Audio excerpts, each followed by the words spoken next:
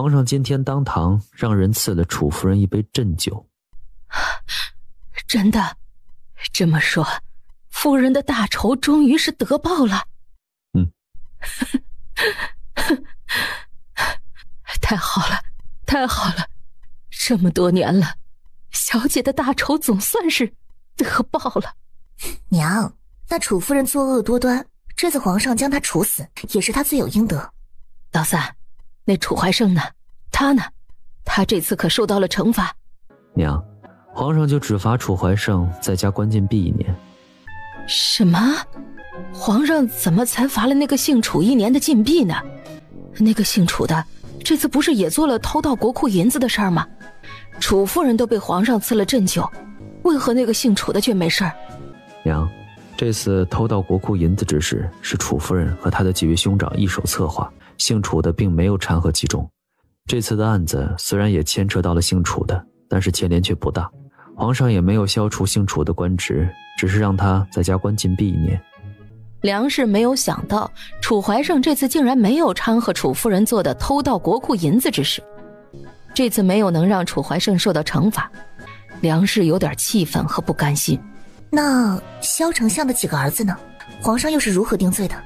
萧丞相的几个儿子，皇上念在他们都是受到楚夫人的撺掇，再加上萧老丞相因此引咎辞官，皇上倒是没要他们的性命，只是将这几个人全部都发配到边关，并且永远不得他们几个人再回到京城。这次的事都没能要了那几个龟孙子的性命。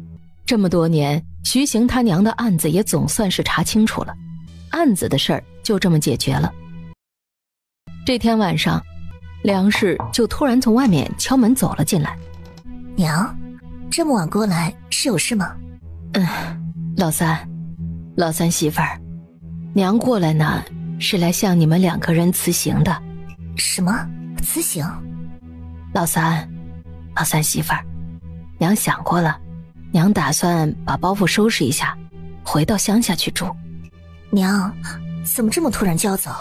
看向了徐行，梁氏道：娘以前放心不下你，怕楚府的人会找你的麻烦，我这才来京城的。当初小姐把你交到我的手上，我答应过小姐一定会照顾好你，要是你出了什么意外，我没办法跟小姐交代。如今小姐的大仇得报了，不仅是楚夫人罪有应得，就连你的官位也升了。现在娘没什么不放心的了，既然你在京城一切都好，那娘也就该回去了。娘，这样吧，你要是想回去，那我和相公就安排人将你送回去。不用了，娘自己回去就成。来了京城这么久，也不知道小山那孩子现在怎么样了。你二哥和嫂子的铺子上的事儿都忙不过来呢，还得照看小山。娘现在回去，不仅可以照看小山，还能帮衬你们二哥二嫂呢。娘，你回去也好，小山还小，也需要你的照看。至于二哥他们，你回去也能帮衬一下。至于我和相公，娘你就放心吧，我们在京城会照顾好自己的。梁氏要走，顾青青立刻差人帮梁氏准备路上要用的、穿的、喝的，还有干粮什么的。顾青青都给梁氏准备了一些，徐行则是帮梁氏将他送回去的马车什么的一应都安置妥当。梁氏离开前，娘，这些银子你拿着在路上傍身用，要是缺什么少什么就拿去买。不用啊，老三媳妇儿，你和老三已经把吃的用的都给娘安置的妥当了，哪还需要银子呀？顾青青却笑了出来。梁氏不要，顾青青还是将银子硬塞给了梁氏。娘，这个银子呢，我给你，你就拿着。这出门在外，身上没点银子怎么成呢？梁氏见推辞不过，只得收下。二哥不是现在还在租铺子做生意吗？回去你跟二哥说，就说我可以把我闲着的铺子借给他用。这怎么能成呢？娘，反正我那个铺子空在那儿闲着也是闲着，要是借给二哥用，二哥还可以省下一笔租子钱。再说我那个铺子的位置也好，二哥要是在那儿开酒馆，生意应该不会差。放心不下徐行，梁氏离开之前还看着徐行反复叮嘱，让徐行要照顾好自己的身子。除此之外，梁氏事无巨细地对徐行交代着。老三，娘走了。送了梁氏出城，顾青青和徐行2个人站在原地，直到马车走远了。相公，我们也上马车回去吧。梁氏走了，顾青青同徐行回府，刚一下车，竟然意外再次看见了徐权。公子，徐叔，我吩咐你做的事，你可都办妥了。公子放心，你交代的事都已办妥。青青，你去安排下人单独给徐叔安排一处住的地方。相公，徐叔也要来我们府上住吗？夫人，属下以前一直跟在徐老爷身边做事，现在属下既然已经找到公子，自然是要留在公子身边，任由公子差遣。徐叔不仅是以前徐行亲外祖父身边的旧人，更是一位处事滴水不漏、办事圆滑周到之人。要是徐行身边能有一个这样的能人帮他做事儿，那肯定是好事一件了。行，那我这就去给徐叔安排住的地方去。顾青青去安排下人给徐叔准备住的地方，徐行则是带着徐权去了书房里。徐权不比徐府旁的下人，所以顾青青给徐叔准备的住的地方也和旁的下人不同。顾青青给徐叔安排的是一个有3间屋子的小院子，单独的一个小院落。顾青青还吩咐下人将住的地方给徐叔收拾得干干净净的。梁氏坐着马车离开后的第2天，顾青青意外收到了二哥二嫂从乡下寄到京城来的信。看完了信之后，顾青青才知道二嫂落胎的原因是因为在酒馆被一个酒鬼撞倒在地，这才意外落了胎的。顾青青没想到公爹徐忠诚竟然在二嫂落胎这件事上都会对他们说谎。晚上徐行一回来，顾青青就把徐安写的信给他看了。相公，二哥在信上说，现在他的小酒馆已经请了2个伙计，还有经过上次二嫂在酒馆意外落胎的事情，二哥也不许二嫂再去酒馆帮忙了。说到二哥的酒馆，话说顾青青也有段时间没有去过回春堂了。顾青青决定明天也去回春堂看一下去。回春堂的生意虽然算不上太赚钱，但是也还过得去的。顾青青今天来回春堂看过账本之后，意外地发现上个月回春堂的生意竟然不仅没有赚钱，还亏了一笔不小的银子。于是顾青青忙叫来管事，问他这是怎么回事。夫人，你是不知道，上个月徐大人的案子传得满京城都是，那时京城的人除了都在传徐大人偷到国库的银子，更是甚至还有不少不堪的传言。京城的人听信了外面那些谣言，误以为徐大人当真做了欺压百姓、强抢民女等十恶不赦之事，也不知道那些人是怎么知道回春堂和徐大人的关系。那段时间不仅回春堂一天都没有一次生意，甚至还有人故意来铺子上闹事。这些事你怎么没有来徐府告诉我？当时我就立刻打发了药铺的伙计去徐府，只是那时徐府被官差包围着，伙计也没能进去。后来大人知道了此事，还安排了一位徐管事过来。那位徐管事当真是好本事啊，半天的功夫就把那些来回春堂闹事的人全都打发走了。徐管事难道是徐叔？顾青青没想到徐叔竟然还来帮回春堂解决过麻烦。虽然徐行的案子已经查清，皇上也还给了徐行清白，但顾青青还是发现回春堂的生意并不多。他上午已经来了小半天了，也没有见回春堂来过几个看病抓药的客人。不行，他得想个法子让回春堂的生意好起来。合上账本，顾青青也在琢磨着怎么样才能让回春堂的生意好起来。此事不能急，还得从长计议才行。从回春堂出来，顾青青没想到会意外地看见了秦无言。二人到茶楼坐下，听完秦无言的话，顾青青道：所以那天你还没有进宫去见皇上，我相公就已经从大理寺的牢房被皇上放了回来，虽然那个姓徐的小白脸当时已经被皇上给放了回去，但是小爷我既然答应了你的事，那就一定不会食言。这么说，你那天还是将手中查到的证据一并都给皇上交了过去？你以为要是没有小爷帮那个姓徐的小白脸一把，他能让皇上如此快的就信了他的话？秦无言的嘴里一口一句小白脸称呼着徐行，顾青青也不由得嘴角微抽。小爷我手上的那些证据不仅有物证，还有人证。那个姓徐的小白脸虽然也找足了不少证据，但是人证可都在小爷我的手里。就指姓徐的小白脸手上那些物证，怕是还不足以给萧家3位公子定罪。这次秦无言在徐行的事上确实是帮了他不少忙。顾青青一脸诚恳的道谢。别，这事儿你可别谢小爷我，小爷我可真没想帮他。虽然秦无言这样说，徐行的事儿秦无言确实是帮了他的。虽然小爷我不想承认，但是这次的事小爷我也不得不承认，那个姓徐的小白脸确实是有几分本事在身上的。这话怎么说？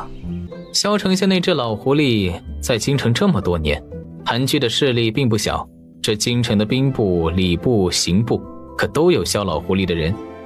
现在大理寺那位大理寺卿，算下来还算是萧老狐狸的关门弟子，他可是一心要置那个姓徐的小白脸于死地的。这次那个姓徐的案子本来是被萧家朝中的势力给封死了，一般人怕是绝无再翻案的可能，就连小爷我手下的人去打探消息都费了不少的功夫。没想到那个姓徐的小白脸竟然在小爷我之前就让皇上将他给放了回去。顾青青听徐行说过，他是由于荣亲王的帮忙，这才得以见到皇上，将他手中查到的证据交给皇上。那个姓萧的老狐狸在朝中聪明一世，没想到竟生了一窝蠢货东西出来。萧老狐狸这几年可是费尽心思的，都在给他那几个废物儿子铺路。听说前不久萧老狐狸才帮他的长子萧承宗找到了一个肥差事。哎呀，可惜了，那可是个一年能捞下不少油水的好差事，现在怕是只能便宜旁人了。偷盗国库银子可不是小罪，就算是楚夫人想陷害我相公，萧家的那几位公子竟然全部都敢跟楚夫人铤而走险，他们就没想过东窗事发？据我所知，国库银子被盗的事原本是楚怀胜负责，大理寺卿是楚怀胜的人，楚怀胜故意将这个烫手山芋扔给了姓徐的那个小白脸。原本楚怀胜以为那个姓徐的小白脸查不出来国库丢失银子的下落，却没想到那个姓徐的小白脸不仅把盗贼给找到了，还将国库的银子都给悉数找了回来。然后呢？姓徐的那个小白脸立此大功，就连皇上都要大赏。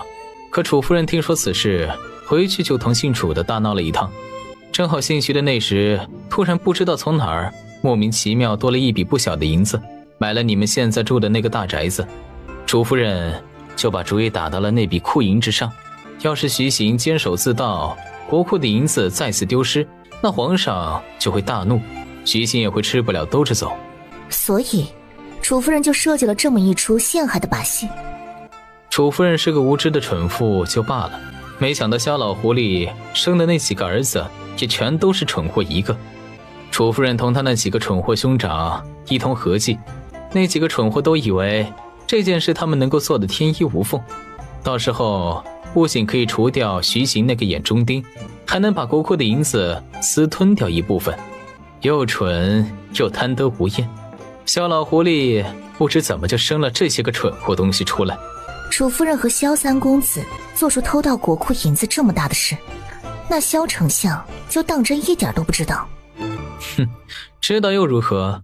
萧老狐狸知道此事的时候，他生的那几个蠢货就已经利用关系将国库的银子给偷盗走了。萧家那几个蠢货捅了这么大的篓子，萧老狐狸为了保住他那几个蠢货儿子，只能将此事算到徐行那个小白脸头上了。茶楼里的伙计送了点心过来。这芙蓉桂花糕可是这家茶楼的一绝，尝尝看。顾青青拿起桂花糕咬了一口，如何？还不错。你不喝茶，小爷我特意给你叫了一碗甜汤。这个汤是用莲子、银耳、燕窝小火慢熬而成。顾青青用勺子舀了一勺，这个汤好喝是好喝，就是太甜了些。顾青青不大吃得惯。这汤你不喜欢？那小爷我再让人给你换上一碗。不用了，就喝这个。祁永言却立刻叫人给顾青青换了一碗冰镇的酸梅汤过来。看见伙计送过来的酸梅汤，顾青青的眼睛都在发亮。你竟爱吃这个酸的？还是这酸梅汤解暑。你要喜欢，那我再让伙计给你送上一壶过来。不用了，就这碗里的就够了。这么说来，那萧丞相对他几个儿子偷盗国库银子之事，也并非是完全不知道。而且他在知道之后，还动用了手下的人，想帮他儿子将此事栽赃给我相公。不错，那萧老狐狸一开始确实不知道，后来知道后，萧老狐狸明白其中的利害关系，索性就动用了他朝中的关系和手下人，想将偷盗国库银子之事全部栽赃到姓徐那个小白脸身上。萧丞相在朝中为官多年，他在朝中的权势也不容小觑。据小爷我手下的人查到的，萧老狐狸这次的事做得天衣无缝，他一出手就让皇上罢了那个姓徐小白脸的官，还把姓徐的小白脸给打入了天牢。看来那个萧老狐狸确实是有几分本事和手段。皇上既然能够罢黜了那姓徐的小白脸的官，那就说明皇上已经相信了萧老狐狸的话。那姓徐的小白脸在皇上跟前失了信任，又成了阶下囚。这种情况之下，按理说姓徐的小白脸绝无翻身的可能，到底他用了什么法子，竟还能全身而退呢？姓徐的初来京城，与他交好的官员，朝中众所周知，只有一个，那个姓魏的。更何况，姓魏的还早在姓徐的小白脸下狱之前，就被皇上给远调离开了京城。姓魏的一走，他就算是想帮那个姓徐小白脸，也是有心无力。小老狐狸做事一向滴水不漏，那个姓魏的被皇上远调，也是小老狐狸暗中做的手脚。魏大人调离京城的原因，顾青青早就猜到了几分。现在证实是萧老丞相做的，顾青青的眼底也并不意外。你是不知道，小老狐狸布局周密，朝中又有半数都是他的人。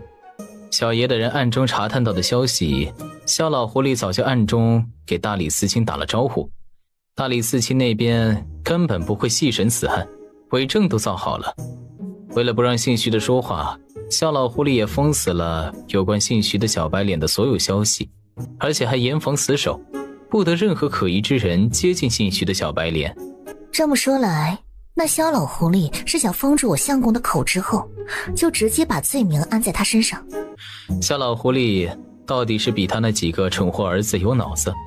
那小老狐狸原本是打算将偷盗国库银子之事全部栽赃到姓徐的小白脸头上，就让那几个蠢货儿子悉数将银子全部上交，到时候案子结了，国库的银子再原封不动地找回，那这事儿就算是完全算到了姓徐的小白脸身上了。从茶楼离开，顾青青才知道萧老丞相竟然用了如此卑鄙的一招来对付徐行。萧老丞相动用了京城所有的关系，不仅打算此案不审就直接给徐行定罪，更是卑鄙的不给徐行任何说话和辩解的机会，直接捂嘴定罪。要是没有荣亲王的帮忙，那这次徐行的事儿怕是说不定还真有可能就被萧丞相给陷害成了。小顺子在茶馆外面等着顾青青，他已经出来大半天了。虽然两个孩子在府上有奶娘和沈氏他们帮忙照看，还是有些想那两个小家伙了。夫人，小心！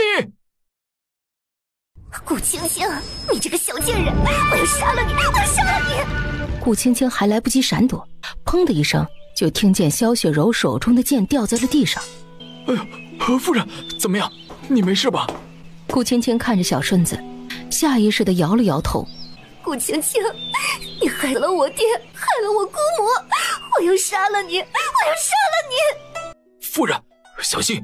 萧雪柔还没有碰到顾青青半分，就被人从身后一脚踹到地上，摔了个狗啃屎。顾青青也看着走过来的男人怔了怔，原来是秦无言出手救了他。摔在地上的萧雪柔正要破口大骂，突然白光一闪，吓得萧雪柔魂都没了一半。偏偏秦无言还将手中的剑挪到了萧雪柔漂亮的小脸蛋上。哎呀呀，倒是可惜了这张白嫩的小脸了。你说小爷，我是先在你右边脸上划几刀呢，还是在你左边脸上划几刀？萧雪柔早就吓得人都傻了，一声惨叫，血，有血！拖下去。很快萧雪柔就被秦无言的人给拖了下去。你这么对萧老丞相的亲孙女儿，不会招来麻烦吗？你还是担心你自己吧。刚刚若不是小爷我出手相救，恐怕你现在小命早就没了。小爷我可是又救了你一条命，救命之恩不得以身相许啊。说话间，秦无言又恢复了一贯的不正经。萧雪柔被秦无言给带走了，顾青青也回了徐府。虽然刚刚的事只是虚惊一场，她也并没有受到伤害，不过想到秦无言将那个萧雪柔给毁了容的模样，顾青青还是忍不住有些脊背发寒。晚上徐行回来的很晚。血？怎么那么多血？徐行一脸的疲惫之色。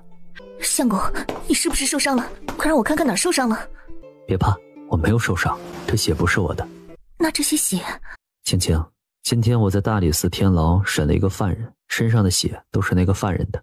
顾青青看着徐行，莫名觉得徐行没有对他说实话。顾青青坐在桌子前，徐行的衣服还没换下，就被外面突然敲门的人给叫走了。不过很快徐行就又从外面回来了。相公，你的衣服……这会儿徐行身上穿的是一身干净的锦袍，而之前他那满身血渍的衣服已经被徐行给换过了。衣服我已经交给了府上的下人拿去洗了。那你刚刚去哪儿了？啊，刚才徐叔有事找我，我就同徐叔出去了一趟。这么晚了，徐叔来找你做什么？哎呀，不过是些小事，已经处理完了。顾青青突然想起来，徐行的外祖父还留了不少的生意给徐叔帮忙打理，莫非是生意上的事？徐行没有回答。青青，时辰不早了，该睡了。接下来的几天，顾青青都在忙回春堂的事儿。回春堂的生意最近一直都在亏本，药铺的管事过来告诉顾青青，夫人，现在外面还有一些对我们药铺和大人不利的传言，回春堂的生意也因为那些不利的谣言大不如前。此事我已经知道了，放心吧，此事我会找人解决。顾青青回去就找到了武帝徐明轩。徐明轩一听顾青青有事儿要找他帮忙，嫂子，不知道你要我帮你做什么？武帝，现在外面还有些对回春堂不利的传言，我需要你帮我跑几趟京城人最多的茶楼酒肆。茶楼酒肆？茶楼酒肆是人最多的地方，那些对回春堂和相公不利的谣言也是从那儿传出来的。我想你去帮忙，将相公和药铺不利的传言全都澄清一下。行，嫂子，我知道怎么做了。果然顾青青算计得不错，没几天京城的人就知道，原来徐行欺压百姓、强抢民女这些传言都是假的。百姓知道传言是假的后，以前不去回春堂抓药的，现在有些也开始又和以前一样去回春堂看病买药了。回春堂的管事这天笑着告诉顾青青，夫人，现在药铺总算是能多几个人来了。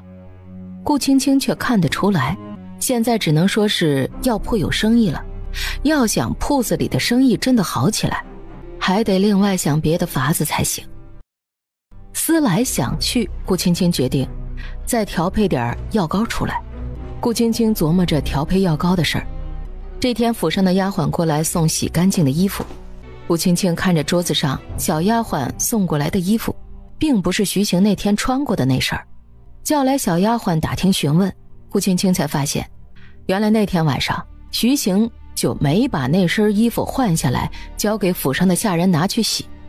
奇了怪了，徐行为何要在这件事情上骗他呢？顾青青觉得这事儿有问题，徐行怕是有什么事情瞒着他。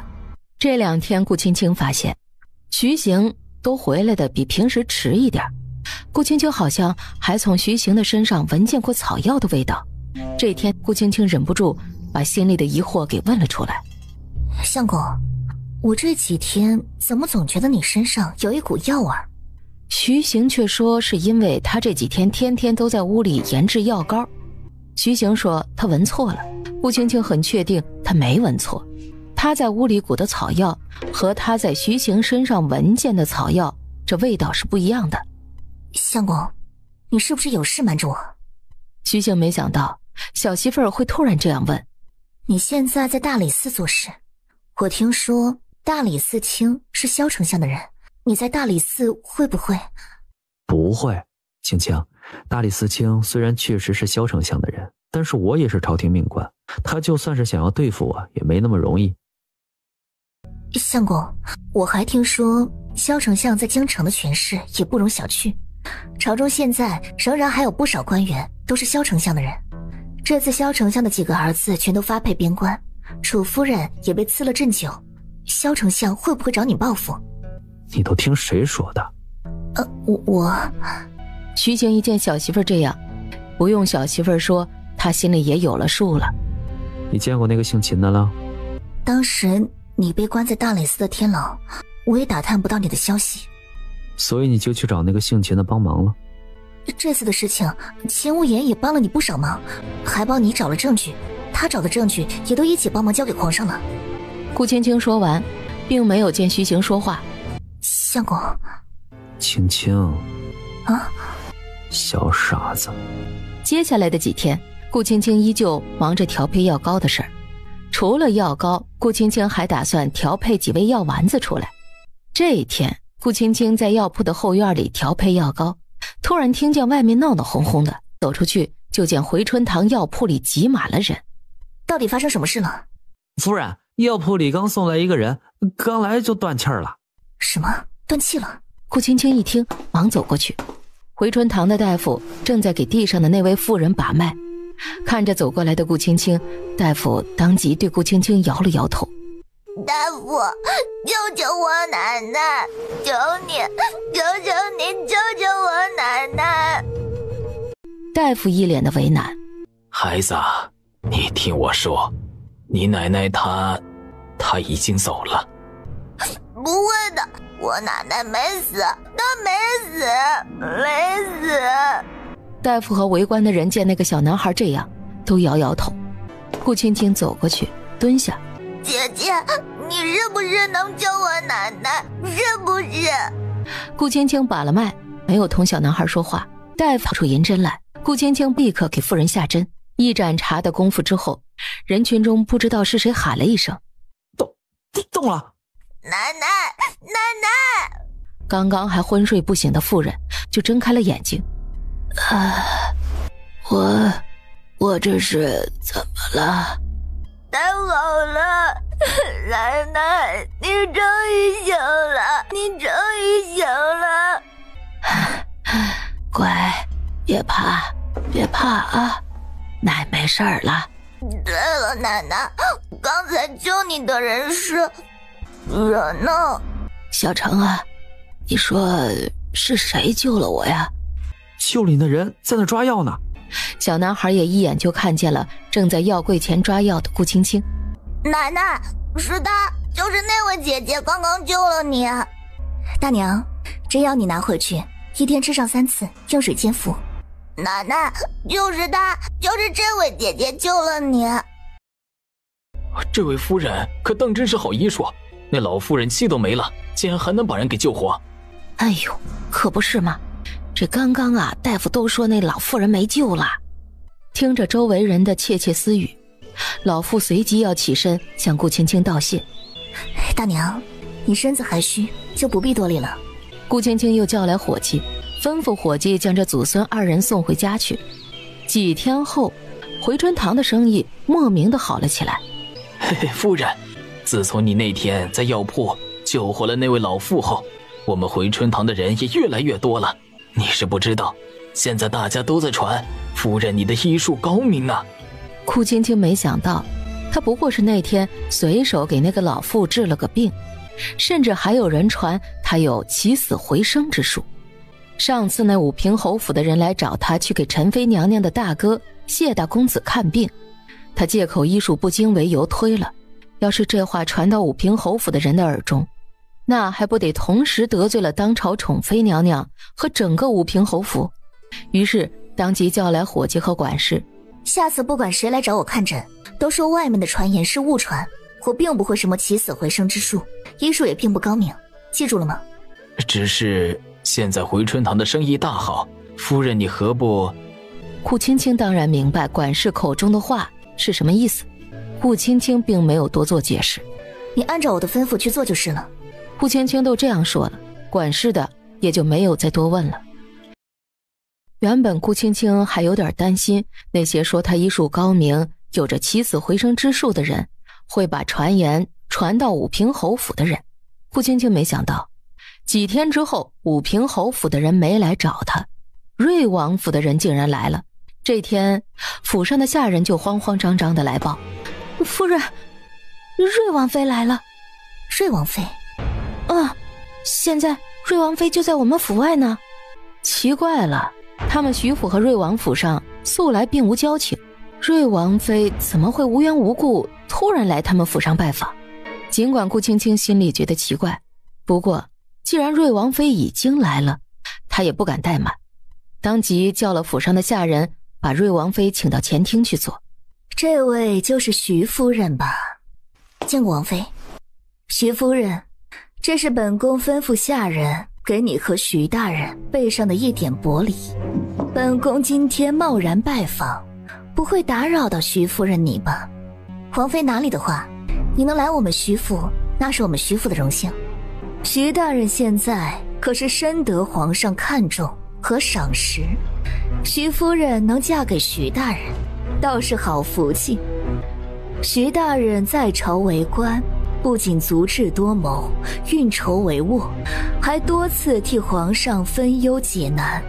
就连我家王爷现在对徐大人也很是赏识，赞不绝口呢。顾青青暗忖，这位瑞王妃几次提到徐行，难道今天跟前的这位瑞王妃过来找她的原因是因为徐行？徐夫人，你初来京城不久，想来在京城也不认识什么人吧？正好我如今在瑞王府也没几个能说话的贴心人，今天来一见妹妹，我就觉得甚是投缘。往后妹妹要是得了空，倒是可以多来瑞王府坐坐，有妹妹在，正好也能陪我说话解解乏。我见王妃娘娘也觉得甚是亲切，只是就怕去府上会叨扰到王妃娘娘。妹妹，你要是能来王府陪我说话解闷，我高兴还来不及呢，又怎么会打扰到我？顾青青笑着没说话。瑞王妃在徐府坐了一会儿，离开前还给了一个帖子给到顾青青，说是瑞王府要办小世子的生辰宴，让顾青青到时候去坐坐。送走了瑞王妃，顾青青坐在那儿盯着瑞王妃刚留下的帖子，还有桌子上的这些礼盒。瑞王妃今天无缘无故的来徐府示好，很明显带着目的来的。而瑞王妃今天话里的意思，顾青青听得出来，她今天来徐府拜访，好像是因为徐行。从瑞王妃的口中听得出来，那位瑞王对徐行应该很是赞赏。不管瑞王妃今天过来的是什么目的，顾青青打算这事儿还是等徐行回来问一下，问了徐行肯定就知道原因了。沈氏听说瑞王妃来过，还送贺礼来，也和顾青青一样有点吃惊。没想到竟然瑞王府的王妃都来我们府上了。对了，青青，这瑞王妃来徐府是有什么事儿啊？来送帖子，说是瑞王府的小世子生辰，让我和相公也过去。大姐，这么说来，今天那位瑞王妃过来就是特意来给你和姐夫送帖子来的？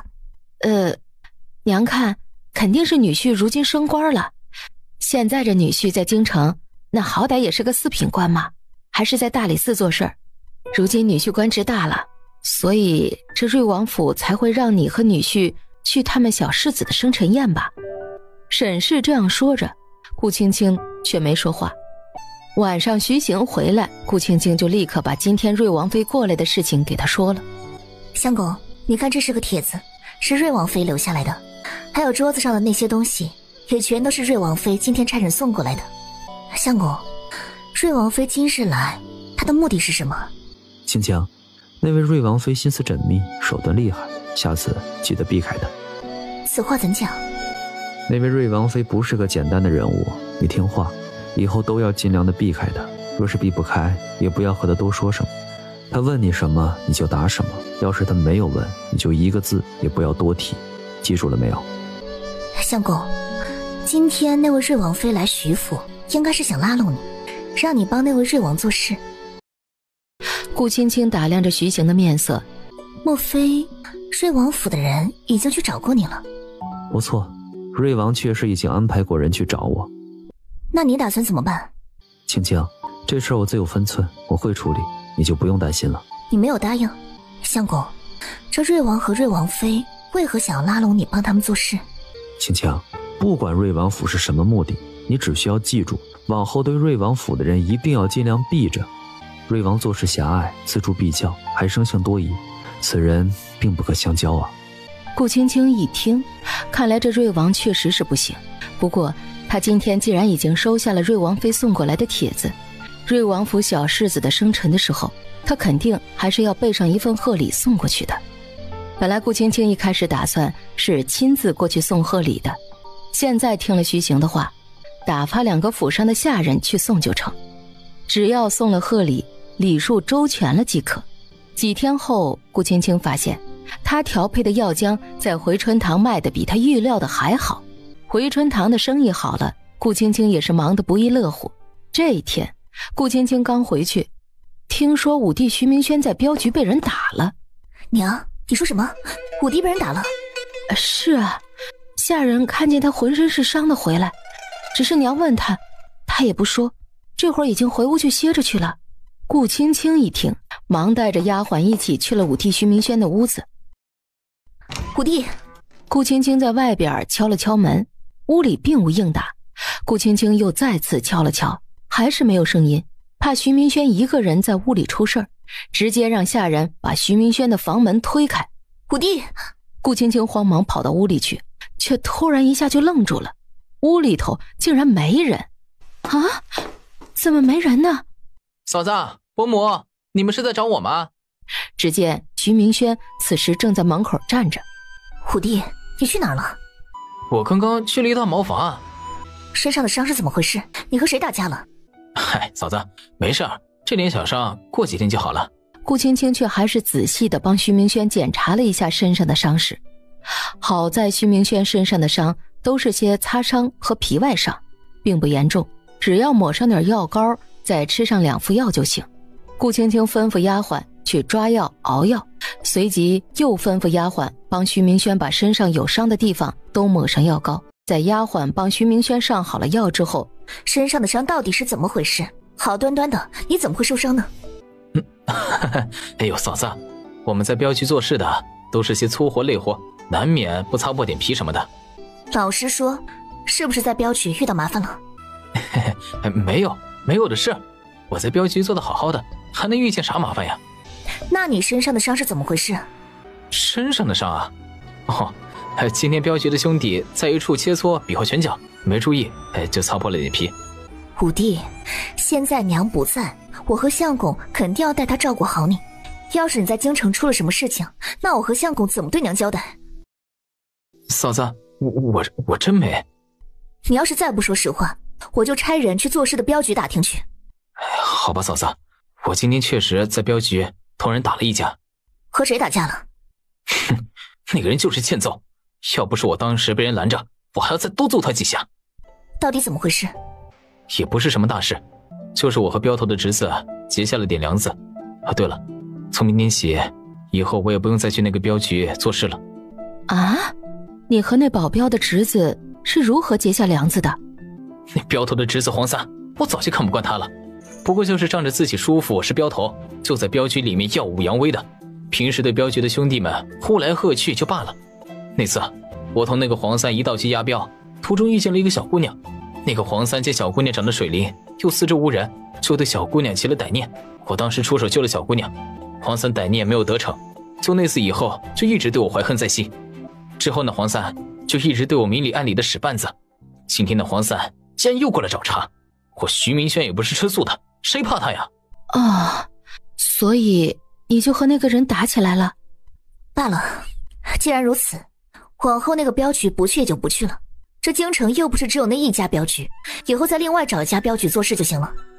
对啊，青青说的对，这京城的镖局嘛，多的是，往后另外去找一家做就是了。徐明轩身上的伤并不严重，顾青青让徐明轩这几天都在家里头好好养伤。至于差事嘛，等身上的伤养好了再去慢慢的找也不迟。顾青青让徐明轩好好歇着，正当顾青青准备出去的时候，徐明轩却突然道：嫂子，三哥是不是最近身上有什么地方不舒服啊？没有啊，相公最近没有哪儿不舒服。我怎么那天看见有人送了药给三哥？什么时候？好像是2-3天前吧，我当时也没怎么注意。顾青青从五弟徐明轩的房间离开。哎，青青，你这个人是怎么做人媳妇的？怎么连女婿病了都不知道？娘知道你最近都在忙着药铺里的事情，但是女婿的身子你也要照顾这些才是啊。顾青青若有所思，之前几次她也从徐行的身上闻见过药味儿，那会儿她就问过徐行，只是当时徐行说他闻见的药味儿是他在屋里调配药膏的缘故。当时顾青青没多想，以为真的是他在屋里调配药膏的原因，但是现在看来应该确实就是徐行身上的药草味儿了。只是真要是徐行身上的药草味儿的话，徐行为何要瞒着他呢？还有徐行让府上的丫鬟给他的草药到底是给谁吃的？顾青青琢磨着，沈氏却以为徐行身上生病了，还絮絮叨叨的让顾青青要照顾好自己的相公。顾青青回到屋里头，为了弄清楚徐行让人给他准备的草药到底是用来做什么的，晚上徐行一回来，顾青青就借着机会偷偷的给徐行把了脉，脉象很正常，徐行的身体并无任何异常。顾青青一脸疑惑的将徐行打量着。青青，怎么了？相公，你的手怎么了？徐行的手背上好像有几道抓痕，还有明显的血迹。无妨，没事。你的手受伤了？破了点皮而已，小伤。顾青青看了徐行一眼，却还是去拿药酒过来。拿出来。顾青青也没多问，直接给徐行处理伤口。徐行则是坐在那儿，目光一直看着小媳妇儿。处理好伤口之后，顾青青这才抬头看向徐行。这伤到底怎么回事？擦破了点皮而已嘛，无妨。这伤不是擦伤，是抓伤。青青，我手上的伤痕确实是被人不小心抓了一下。你手背上的划痕不仅是指甲的划痕，应该还是女人指甲划上去的。青青，是不是我要是没看出来，你还打算骗我他是擦伤？徐行噎住了，没有再说话。顾青青看着徐行，脚下却往后退了几步，转身就要走。徐行下意识拽住他。青青，你听我说啊。顾青青回头。青青，你听我说，我绝对没有做任何对不住你的事。那到底怎么回事？徐行顿住，顾青青却看着徐行，等着他的回答。哎呀，青青，此事我以后会对你解释的。要是我现在就想知道答案呢？顾青青看着徐行，这次徐行没有再说话。明白了徐行的意思，顾青青也缓缓地将徐行拽住的手腕抽了回去。自从这天后，顾青青也不和徐行说话了，就连沈氏也感觉出不对劲儿来。这天早上，徐行刚去大理寺做事儿，沈氏就把顾青青拉到一边去说话。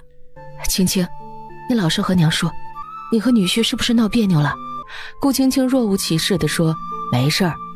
青青，娘虽然确实是老了，但是还没老糊涂吧？你和女婿这都几天不说话了，你还说没闹别扭？青青啊，女婿对你怎么样，娘是一直看在眼里的。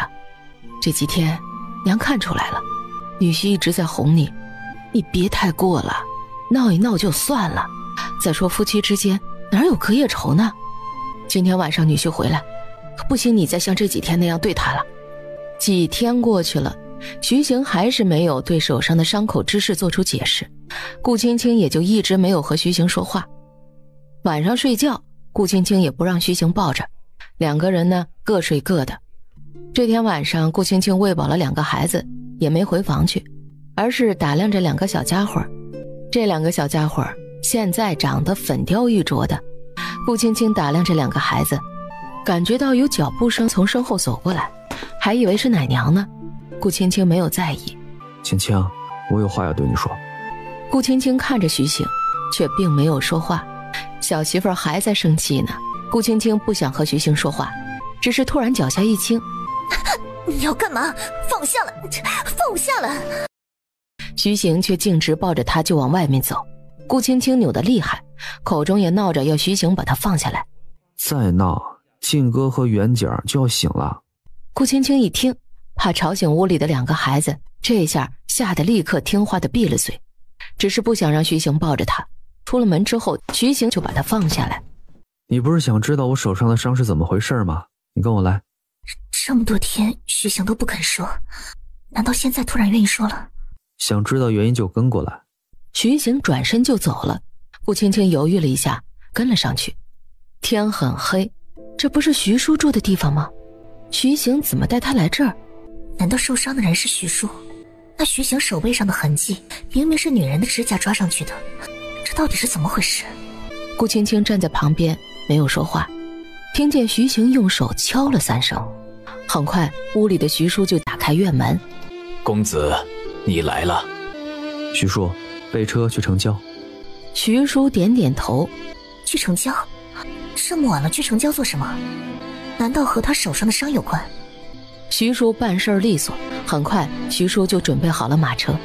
徐行也没有带别的多余的人，而且顾青青发现徐行带他离开的时候，从徐府到上马车，这事儿都做得很是隐蔽。到底是什么事情他要做得如此隐蔽？尽管顾青青心里怀着疑惑，却也没有多问。等一会儿下了马车，到了地方，肯定就一切都清楚了。不知道过了多久，顾青青迷迷糊糊的在徐行怀里睡着了。听见徐行叫他的时候，马车终于停了下来。马车外面还在下着大雨，二人很快走到一处大门外停了下来。车夫上前敲门，顾青青不解徐行为何带他来这个地方。车夫敲完门之后，很快里面就有一个老妇打着灯笼过来开了门。啊，公子您来了。徐行略略对老妇点了点头。走吧，我们进去。徐叔上前对老妇说了一句什么话，随即老妇就引着他们往前走。顾青青跟在徐行的身后，一路到了一间偏僻的屋子。顾青青打量着这间屋子，屋里只有一张桌子和几个凳子，这间屋子看起来什么都没有啊。下意识的，顾青青又把目光看向了旁边的徐行。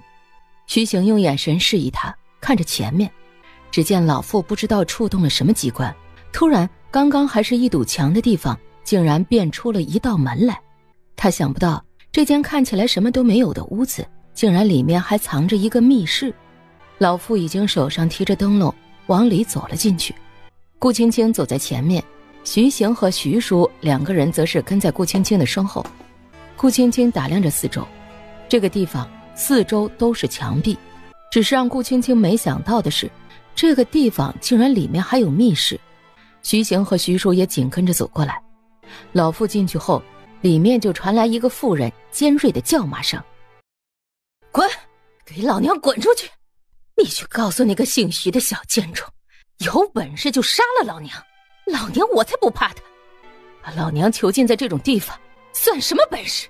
老娘我现在落在那个姓徐的小贱种手里，是老娘我当初小看了那个小贱种的能耐。这声音怎么那么耳熟？哼，要不是当年梁氏那个小贱婢，老娘早就把那个姓徐的小贱种跟他娘一起烧死了。楚夫人，这声音怎么那么像是楚夫人的声音？只是楚夫人不是当初已经被皇上赐了鸩酒吗？她怎么会？难不成她压根儿没死？她还活着？顾青青下意识看向徐行，见徐行抬脚往里面的密室走，顾青青也跟了上去。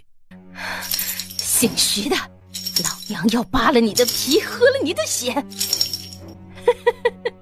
就算是老娘死了，老娘也要将你剥皮拆骨，化成厉鬼来找你索命。顾青青听见铁链碰撞的声音，刚走到密室门口，顾青青就被吓得捂住了嘴巴。她没想到楚夫人竟然还真的没死，楚夫人的手脚都被铁链拴着，而她的头发则全部披散得像是个女鬼一般。如此狼狈的楚夫人和以前穿着贵气的她完全判若两人。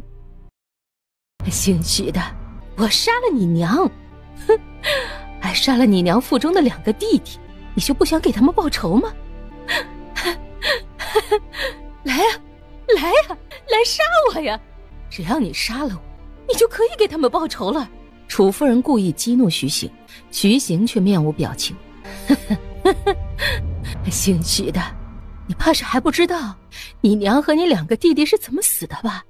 来来来，我告诉你，你娘当时虽然中了毒，但是人却没死。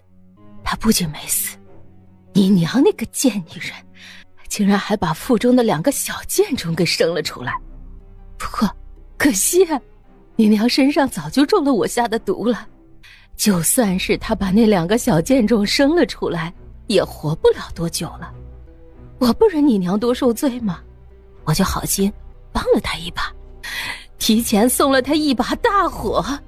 哎，对了，不仅是你娘，还有你娘生的那2个小贱种，我也好心的送他们和你娘一起上路了。母子3人一起，路上也好有个照应，你说是不是？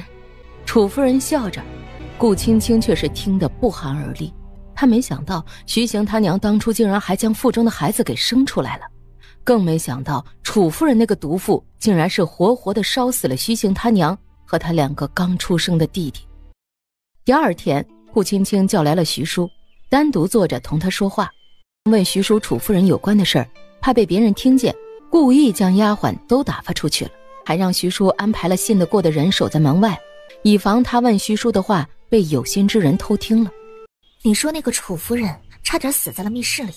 公子虽然吩咐人对楚夫人下了狠手，但是却留了她一口气。那楚夫人养尊处优惯了，受不了折磨，就一心求死。一次公子吩咐的人将那个楚夫人打得奄奄一息后，楚夫人也差点没命。公子找了大夫来给楚夫人医治，楚夫人一心求死，不仅不吃药，也不吃任何的东西。后来呢？后来公子让人强行给楚夫人灌药，楚夫人的命也保住了。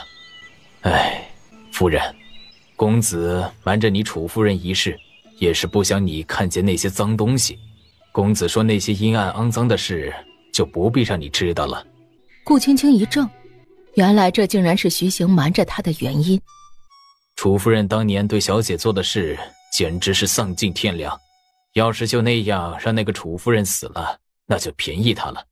公子如今将楚夫人囚禁入地牢，也是想以其人之道还治其人之身。莫非相公也想将那个楚夫人给活活烧死？当初楚夫人不仅给身怀6甲的小姐下毒，更是连公子也中毒10余年，差点被毒死。公子已经找到当初楚夫人给小姐下的那种毒药，当初那楚夫人是怎么给小姐下毒的，公子就怎么给她下毒。除了毒药，当初小姐是怎么死的，2位小公子又是怎么死的，公子也全都会让楚夫人亲自尝上一遍。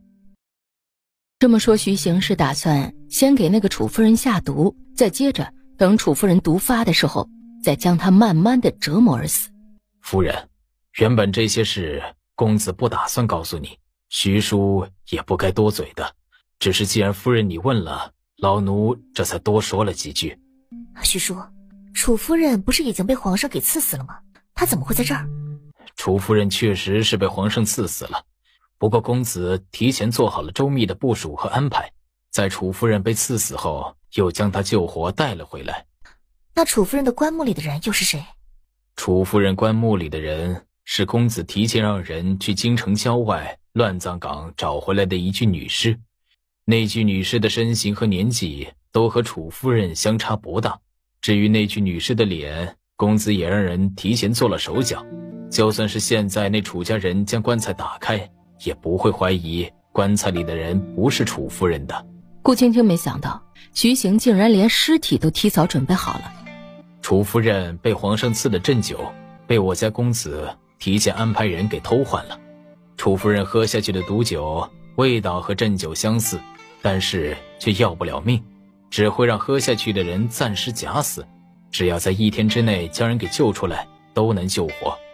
这么说，那天楚夫人下葬后，就去墓地将楚夫人的尸体给挖了出来。不错，将楚夫人挖出来后，公子又让人将提前准备好的女尸给放进了楚夫人的墓中。徐叔，这件事要是被皇上发现了怎么办？夫人放心吧，此事公子做得滴水不漏，绝对不会出岔子。再说楚夫人本来就是已经被皇上赐死之人，一个所有人都看着她已经死了的人，是不会有人想到她还活着的，更不会有人会发现此事。这天顾烟一回来就跑过来找徐明轩。大姐，五弟呢？你找五弟做什么？他不在府上吗？我已经去他住的屋子找过了，没人。不在屋里？那可是在奶娘那儿。顾燕正要去找奶娘那边找人，徐明轩的声音就突然从外面传了过来。嫂子，你们在找我啊？顾青青一抬头，就见徐明轩怀里抱着袁姐那个小丫头从外面走了进来。二弟，你不是说有事要找五弟吗？顾二哥，你找我有事吗？也不是什么大事，就是我这儿有个现成的差事，想问问你的意思。二弟，不知你给五弟找了个什么好差事？哎呦，顾二哥，该不会你也在将军府给我找了一个好差事吧？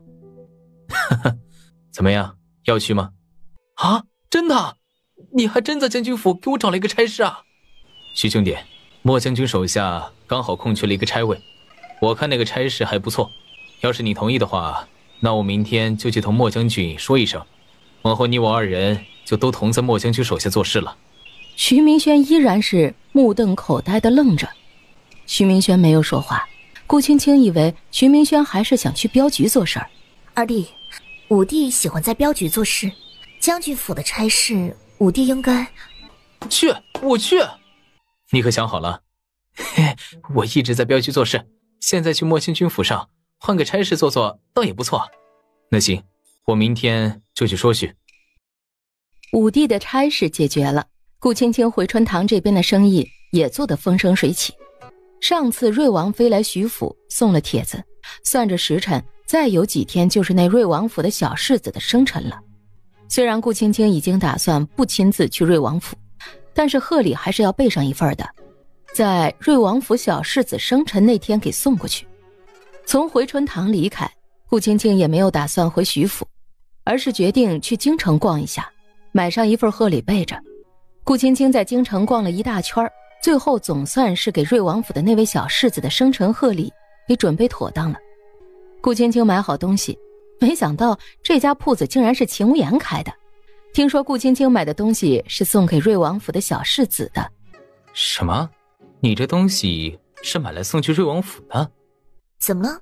有什么问题吗？你怎么会去瑞王府送礼？我去瑞王府送礼有什么问题吗？小爷我现在好心劝你一句，要是不想怎么死的都不知道，就最好离那个瑞王府的人远一点。你这话是什么意思？秦无言看了眼铺子中来来往往买东西的客人道：这不是说话的地方，我们换个地方说话。顾青青思忖了片刻，于是跟着秦无言去了后堂。现在可以说了吧？瑞王的母妃是当今皇上的亲姨母，虽然当初瑞王还同当今皇上争夺过皇位，但是皇上看在他姨母和母后的份上，不仅既往不咎，还保留了瑞王的王位。当初瑞王同皇上争夺皇位的时候，差点夺位成功，要不是皇上的亲叔父定北王出手，皇位怕是就落在现在那个瑞王的手中了。顾青青诧异了一下，没想到那位瑞王竟然还和皇上争夺过皇位呢。虽然后来在皇上登基以后，瑞王也自觉安分了不少，可是却仗着他母妃贤太妃和当今太后是他姨母的关系，在朝中也是嚣张跋扈，目中无人。皇上早就已经对瑞王的跋扈有所不满，但是碍于太后在头上压着，皇上这才只能睁一只眼闭一只眼。这位瑞王没有夺位成功，怕是也是面服心不服吧？哼，看来你倒是还不算太蠢。那位瑞王确实一直都对皇上暗地里不满，前些年一直在皇上的跟前不断的要封地。皇上虽然对于这位兄弟面上过得去，可却也不是傻子啊。更何况这位兄弟当年还差点从他手里面夺走了皇位。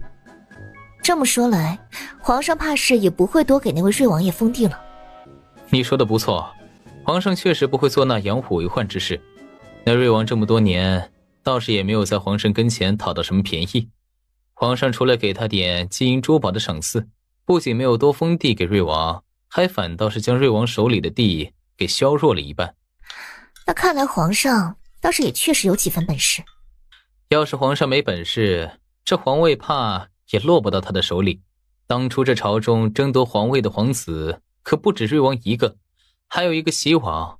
齐王不仅皇上看重，他的母妃还是后宫冠宠3000的宠妃，皇后娘娘在那位宠妃跟前都要礼让3分。皇上更是夜夜留宿于齐王母妃宫中，对于齐王的母妃更是宠后宫独一份的恩宠。当时朝中都在传皇上要立齐王为储，而皇上也确实暗中有此打算。这么说来，齐王才是差点夺走当今皇上之位的皇子。虽然皇上是有立齐王为储的打算，但是齐王却是个四肢发达头脑简单的草包，就算是皇上有心立他为太子，他也是个扶不起的阿斗。真正有本事夺位的还是那位瑞王。虽然瑞王这个人嚣张跋扈，目中无人，但是却是一个心狠手辣的狠角色。瑞王的母妃贤太妃也并不简单，就连当朝国舅，也就是当今皇上的外祖父一家，也全都暗中支持瑞王。当初这母子2人差一点就从皇上的手中夺走了皇位。顾青青诧异了一下，没想到当今皇上的外祖父一家当初支持的竟然是瑞王。瑞王没有夺走皇位，手里的封地还被皇上拿走了一半，自是不甘心。这几年瑞王一直想方设法的想从皇上手里要回封地，奈何皇上不松口，瑞王也没辙。别看皇上现在没有动瑞王，要是那瑞王再这么嚣张跋扈下去，皇上迟早会把瑞王府上给一锅端了。这瑞王嚣张跋扈，目中无人，迟早会犯下抄家大罪。小爷我劝你，要是不想被那个瑞王府给连累，就最好离那个瑞王府的人远一点，要不然到时候瑞王府出事，怕是你也说不定一不小心就成了瑞王府同党。我不过就是去瑞王府送个贺礼而已，就算是瑞王府出事，我送个贺礼又没有同瑞王府有过多的交情，又怎么会关我的事？呵呵，那可就说不好了。你不知道吗？那瑞王现在可是在京城广交朝中官员，结党营私，就连武平侯府现在也和那瑞王府走的不是一般的近。你说武平侯府和瑞王府走得近？不仅是走得近，现在那武平侯就差给那个瑞王鞍前马后伺候效劳了。你这话是什么意思？那武平侯不是当今皇上的宠妃谢宸妃娘娘的亲爹吗？哼，那姓谢的武平侯虽然是宸妃娘娘的亲爹，可也不影响他去巴结讨好瑞王府。那武平侯还真是脑子不好使，瑞王再怎么着不过就是个王爷，更何况这位王爷还踩过皇上的雷点。当初那位瑞王差点夺走当今皇上的皇位，虽然皇上没有追究瑞王，但是这事儿不可能皇上就真的当没发生过。别的不说，就从皇上削走了瑞王手上的一半封地就看得出来，皇上对那位瑞王一直都有着防范。武平侯跑去巴结瑞王，这不是明摆着跟皇上作对？皇上心里要是不舒服，那武平侯府能捞到什么好？秦无言自然是看得出来顾青青在想什么。你以为要是无利可图，那个老狐狸会去巴结瑞王。这么说来，你的意思是武平侯有求于瑞王？也是也不是。你这话是什么意思啊？武平侯和瑞王这两个老狐狸没一个好东西，不过都是各有所图，互相利用罢了。互相利用？这武平侯有什么需要利用瑞王的？瑞王利用武平侯又想做什么？那瑞王一心想要封地，难不成他是想利用武平侯帮他要回封地？猜得不错，瑞王勾结武平侯确实是想利用武平侯要回封地。武平侯的女儿是当今皇上的宠妃，瑞王勾结武平侯就可以通过武平侯的关系，利用谢宸妃在皇上跟前帮他说话。猜对了一半。另一半呢？当今皇上可不是庸君，那谢宸妃虽然是受宠，皇上还不至于因为那谢宸妃的三言两语就真给瑞王赏赐封地。朝廷中的事，皇上一向不许后妃干政，更何况皇上对瑞王早就起了防范之心，要不是上头有太后和太妃二人压着，那瑞王手中的封地怕是早就全被皇上收了回去，哪里还会给他留下一半呢？瑞王他虽然封地被削弱了一半，可在朝中的权势却人不容小觑。且不论宫里有太后和太妃二人，宫外的老国丈府上也全都是瑞王的靠山。听说太后也是瑞王的靠山。顾青青一惊，太后不可能不向着自己的儿子呀，她怎么会去向着自己的侄子呢？太后和瑞王的母妃是异母同胞的亲姐妹，当初皇上虽然成功夺得皇位，可太后却顾念着姐妹之情，不仅答应太妃娘娘会让皇上厚待瑞王，更是让皇上连同太妃娘娘也一起厚待。瑞王这些年在朝中嚣张跋扈，要不是太后娘娘在上头压着，你以为皇上还能让他在朝中如此嚣张跋扈？这么说来，那武平侯上赶着巴结讨好瑞王，也是看中了瑞王在朝中的权势。武平侯如今在朝中也是炙手可热的权贵，这二人现在勾结在了一起，手中的权势也是如虎添翼。瑞王想要封地，那武平侯又图瑞王什么？你觉得呢？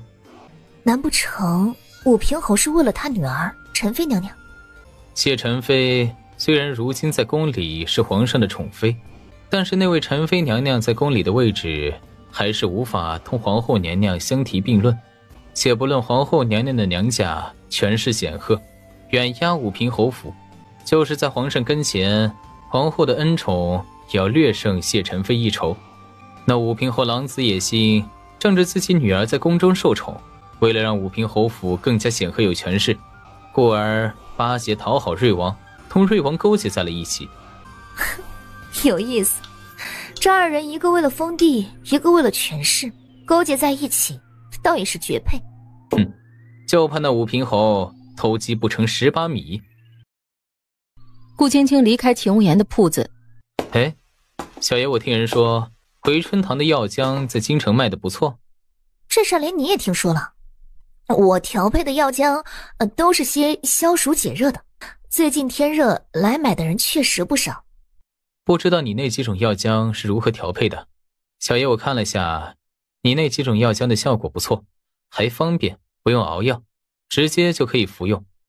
前日小爷我府上有个中暑的下人，听说喝了2小瓶你药铺卖的消暑药浆，人就没事了。顾青青在心中暗笑着，她调配的药浆就和现代的口服液类似，当然吃了就没事了。你这药浆是如何做出来的？说给我也听听。这个药浆的法子嘛，保密。药浆的法子可是我的独家秘方，既然是秘方，那肯定是不能轻易透露的，你说是吧？这样吧，你把秘方告诉我，同样的，我还是按照以前的给你分上3成的红利，你看如何？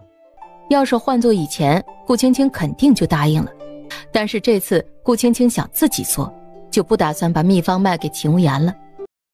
回春堂卖的几种药浆现在都和别的药铺合作做生意，不如你也同回春堂合作，药浆的价钱我可以给你便宜2成，你看如何？秦无言没想到反被跟前的女人给将了一句，我以便宜2成的价格卖给你，细算下来还是你赚了，你说对吧？秦无言再次默了默，他大哥凤北离手下的药铺可是遍及天下呢。回春堂如今在京城才不过有1间药铺，真要论合作，怎么算也算是回春堂捡了便宜吧。怎么样，我都以便宜2成的价格同你合作了，这种好事可是过了这个村就没这个店了，你当真不要好好考虑考虑了。以你现在回春堂的工人，并不能短时间内做出大批量的药浆，但是我手下的人充足，若是你把药浆的秘方告诉我，我只需吩咐下去，短时间内就可以让这药浆售卖的地方遍及天下。这次我还是想自己做。记住了，要是你什么时候想通了，不想自己做了，就来找我，我会帮你。多谢了。行了，走吧。顾青青手上拿着给瑞王府小世子准备的生辰贺礼，本来顾青青就不打算亲自去瑞王府，今天听了秦无言的话，顾青青就更不会去了。马车回到府上，意外的顾青青见徐府外面停了一辆马车，刚一进府，府上的下人就匆匆忙忙的过来报：夫人，您可算是回来了，武平侯夫人已经来府上半天了，就在等您回来呢。什么？武平侯夫人来我们府上？已经来了快2个时辰了。原本沈老夫人在武平侯府来了之后，就打发人去药铺找您了。只是这府上的下人去了回春堂之后，听说夫人您不在，又没人知道夫人您去哪儿了，这才让武平侯夫人等了快2个时辰。顾青青今天去给瑞王府的小世子挑选生辰贺礼，确实是不在药铺，只是那武平侯夫人怎么会突然来他们府上找她呢？心下一凛，武平侯夫人突然来到徐府，难不成是听了京城里的那些传言，亲自来找他去给谢大公子看病的？夫人，武平侯夫人现在就在府上的偏厅上坐着，还说让夫人您一回来就去见他。顾青青听了丫鬟的话，一边走一边打定了主意，不管那个武平侯夫人的目的是什么，她都要装傻充愣，把这事儿给糊弄过去。跟着丫鬟走到偏厅，沈氏在屋里陪着武平侯夫人坐着。青青啊，你回来了，太好了，快过来见过武平侯夫人。顾青青上前正要行礼。你就是那位回春堂的徐夫人？不错，我正是回春堂的徐夫人。上次本夫人曾安排了府上的下人来请徐夫人给我儿子治病。徐夫人，你说你医术不精，只是本夫人怎么听说徐夫人你不仅医术高明，还有起死回生之术。夫人，没想到外面的谣传竟然传到了夫人你的耳中。我虽略懂一点医术，却也并不是外面传的那般医术高明，更没有起死回生之术。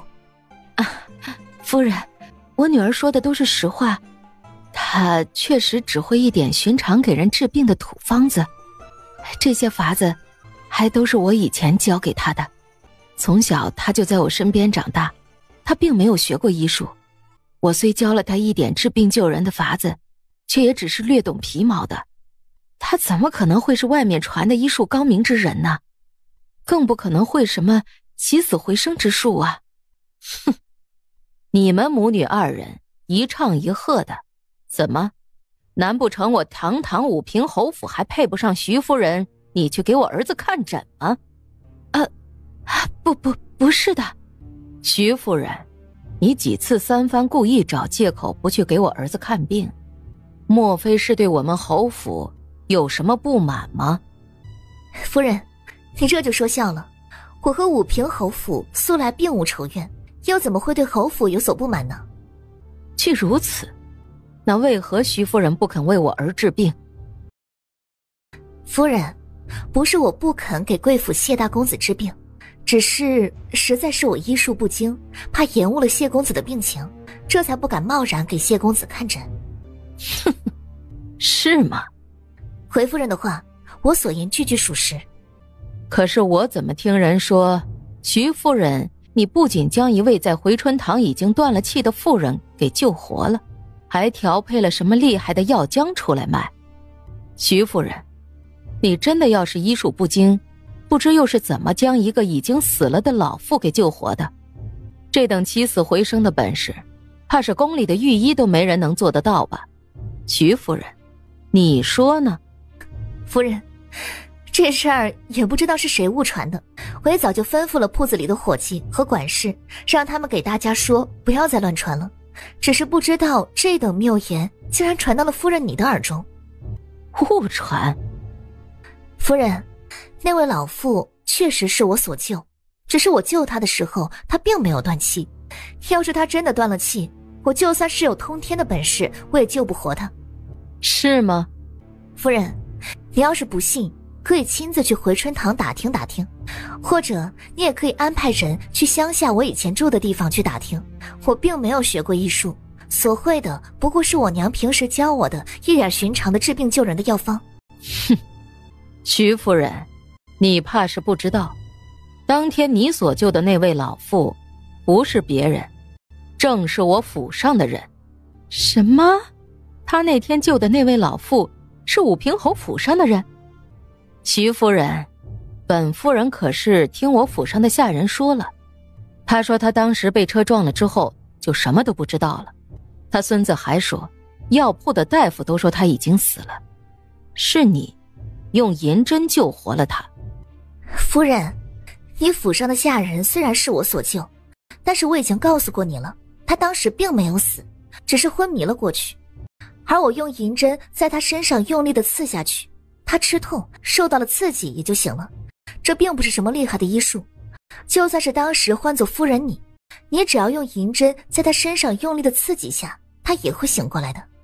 徐夫人，不瞒你说，我今天来贵府一趟，就是过来找徐夫人去给我儿治病的。接着武平侯夫人给了身边的人一个眼色，随即就有几个丫鬟手捧着一个不大的红木箱子送到了顾青青跟前。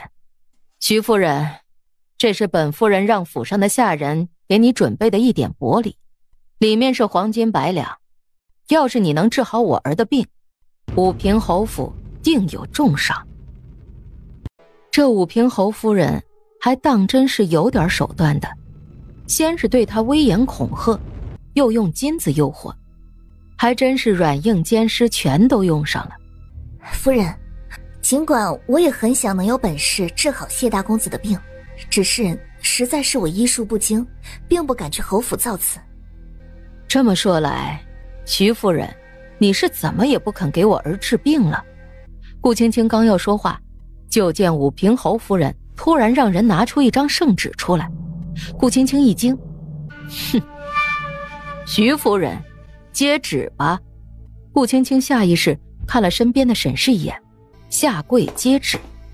武平侯夫人倒是也没有像正常的太监来宣旨一样，而是直接走到顾青青跟前，将手中的圣旨扔到了跪在地上的顾青青手上。徐夫人，你可看好了，这可是皇上写的圣旨，既然本夫人请不动你，那现在皇上的圣旨总能请得动徐夫人你了吧？顾青青打开看了看，果然只见圣旨上写着让他去给武平侯府的谢长公子看病。哼，徐夫人还愣着做什么？走吧，现在就同我去一趟侯府。怎么，莫非徐夫人你想抗旨不遵不成？尽管顾青青不想去给那位谢大公子看病，却也还是只能收了圣旨，决定跟武平侯夫人去一趟侯府。下车的时候，顾青青站在武平侯府的门口，武平侯夫人也没耽搁，直接就带着顾青青去了他儿子谢大公子住的院子。到了谢大公子住的院子外，走在前面的武平侯夫人突然停下来，我有几句话要同你说。本夫人知道让你来侯府你并不乐意，不过你可是皇上下了圣旨的，让你来替我的儿子治病，所以你最好是老实点，好好的给我儿子治病，要不然皇上要是怪罪下来，那你就是抗旨不遵之罪。夫人，你就放心吧，我会好好给谢长公子看病的。只是我的医术的确并不高明，至于我能不能将谢大公子的伤治好，这我就不敢贸然保证了。徐夫人，要是让本夫人发现你是故意不好好给我儿子治病的，那可就休怪我对你不留情面了。有求于人还敢这么嚣张？顾青青一路跟着武平侯夫人走到床边来。顾青青看着躺在床上的男人，可能是久病的缘故，面色有些苍白，俯身把了把脉。武平侯夫人焦急地站在旁边，见顾青青仔细地在给他儿子检查。怎么样？我儿子身上的伤势如何？你可有法子将我儿子给救活了？顾青青刚要起身回答，却突然被吓了一跳。浩儿，浩儿，你怎么了？你别吓娘！浩儿，浩儿！太医，太医，快过来看看我的儿子！太医们忙上前去给谢大公子把脉检查。顾青青也低头看了看自己的手背。刚刚他之所以被吓了一跳，就是那个昏迷中的谢长公子突然从嘴里吐出一口鲜血。御医们手忙脚乱，忙活了好一阵儿，总算是将谢大公子吐血的症状给止住了。夫人，公子身上的毒好像没有除干净。什么？没有清除干净？这是怎么回事？你上次不是说我儿子身上的毒已经没有了吗？上次小的检查谢公子身上的毒，确实看起来已经没有了，但是小的没想到，这个毒竟如此刁钻古怪。今天公子身上毒竟然又发作了。废物，一群废物！这么多天了，也不知道你们都是干什么吃的。不仅没把我儿子给救醒，就连他身上的毒你们都解不了。你们说我找你们来有什么用处？武平侯夫人大骂，御医们都不敢回话。武平侯夫人骂完这群御医，突然将目光落在了顾青青身上。傻了吗？还杵在那儿做什么？还不赶紧过来给我儿子把脉！求人看病还这么嚣张？你去看一下，能不能把我儿子身上的毒给解了？夫人，我这就去帮谢公子看一下他身上的毒。顾青青上前去。那钱无言到底给这谢公子用了什么毒？怎么会如此古怪？徐夫人，怎么样？你可有把握替我儿子解毒？只要你能替我儿子把这身上的毒解了，我武平侯府定重重的赏你。徐大人现在不是在朝中做官吗？要是你能治好我儿子身上的伤，那今后不仅武平侯府可以作为徐大人的靠山，就连宫里的陈妃娘娘也会在皇上跟前替徐大人多多美言的。我定当尽力而为。顾青青看完了，却装模作样的将目光看向了那几位御医。不知谢长公子身上的毒到底是怎么回事？可否仔细说给我听听？你这话是什么意思？难道你看不出来我儿子身上中的是什么毒吗？回夫人的话，我是今天第一天才来给谢公子看诊，对他身上的毒也并不了解，所以我只能先问一下御医们，了解一下情况再说。谢公子身上的毒很是古怪，不仅发作古怪，就连没发作也很古怪。发作的时候，谢公子不仅浑身发黑，口吐黑血，而且血还止不住。没有发作的时候，谢公子的面色就和常人无异，完全看不出来他身上像是中毒了。我们这么多人费尽心思，用了2个月的时间，才勉强把谢公子身上的毒给稳住。顾青青询问完后，回头看着躺在那儿依然昏迷不醒的谢公子。徐夫人，你问也问了，看也看了，不知道现在你可知道我儿子身上的毒该如何解？夫人，谢长公子身上的毒，我也不知道该用什么法子才能解。你也不会解我儿子身上的毒？夫人，谢公子身上的毒很是古怪，要解毒还得知道他到底是中了什么毒，这才好对症下药。现在我并不知道这是什么毒，我也不知道该如何解。哼，徐夫人，既然你现在解不了我儿子身上的毒，那就先暂时在我们府上住下吧。夫人，这话是什么意思？徐夫人，一会儿我会安排下人给你准备好房间，你就安心先在我们府上住下。等你什么时候将我儿子身上的毒给解了，那就什么时候再回徐府去。这么说来，您是打算将我软禁起来了？徐夫人，看你这话是什么话呀？怎么能叫软禁呢？我只是为了让徐夫人你在府上能安心给我儿子治病解毒罢了，这才好心留了你在我们府上住下。这武平侯夫人还真是够卑鄙的。徐夫人，不仅是你，你看你旁边这些御医们，他们可也都住在我们侯府里的。你看这两位，这位张太医，这位孙太医，这两位可是已经在我们府上住了快3个月了。自从我儿子出事后那天，孙太医和张太医来了，就没有从我们府上离开过。难不成这位武平侯夫人还想把他也留在武平侯府几个月不成？徐夫人，为了能让你安心的给我儿子治病，你也就好好的在我们侯府住下来吧。什么时候你能把我儿子身上的伤治好了，那本夫人就让你什么时候离开。夫人，我怕是不能在侯府住下。哦，哼，是吗？既然徐夫人你不想在侯府住下，那就还请徐夫人可以早点把我儿子身上的伤给治好。要是徐夫人你能现在就把我儿子身上的伤治好了，那我现在立刻安排人把你送回去。谢公子的病，这么多太医都束手无策，我一个妇道人家怎么能治得好呢？既如此，那徐夫人你就安心在我们侯府住下吧。夫人，家中还有2个幼子等着我回去喂养，我要是住在了武平侯府，2个孩子怎么办？哼，徐夫人，你府上不是有2个奶娘吗？你不在，那2个孩子自有奶娘和徐大人照管，倒是不必徐夫人费心了，你说是吧？夫人，虽然府上确实有奶娘，可2个孩子都只认娘，我要是不回去，这2个孩子肯定是要哭闹的。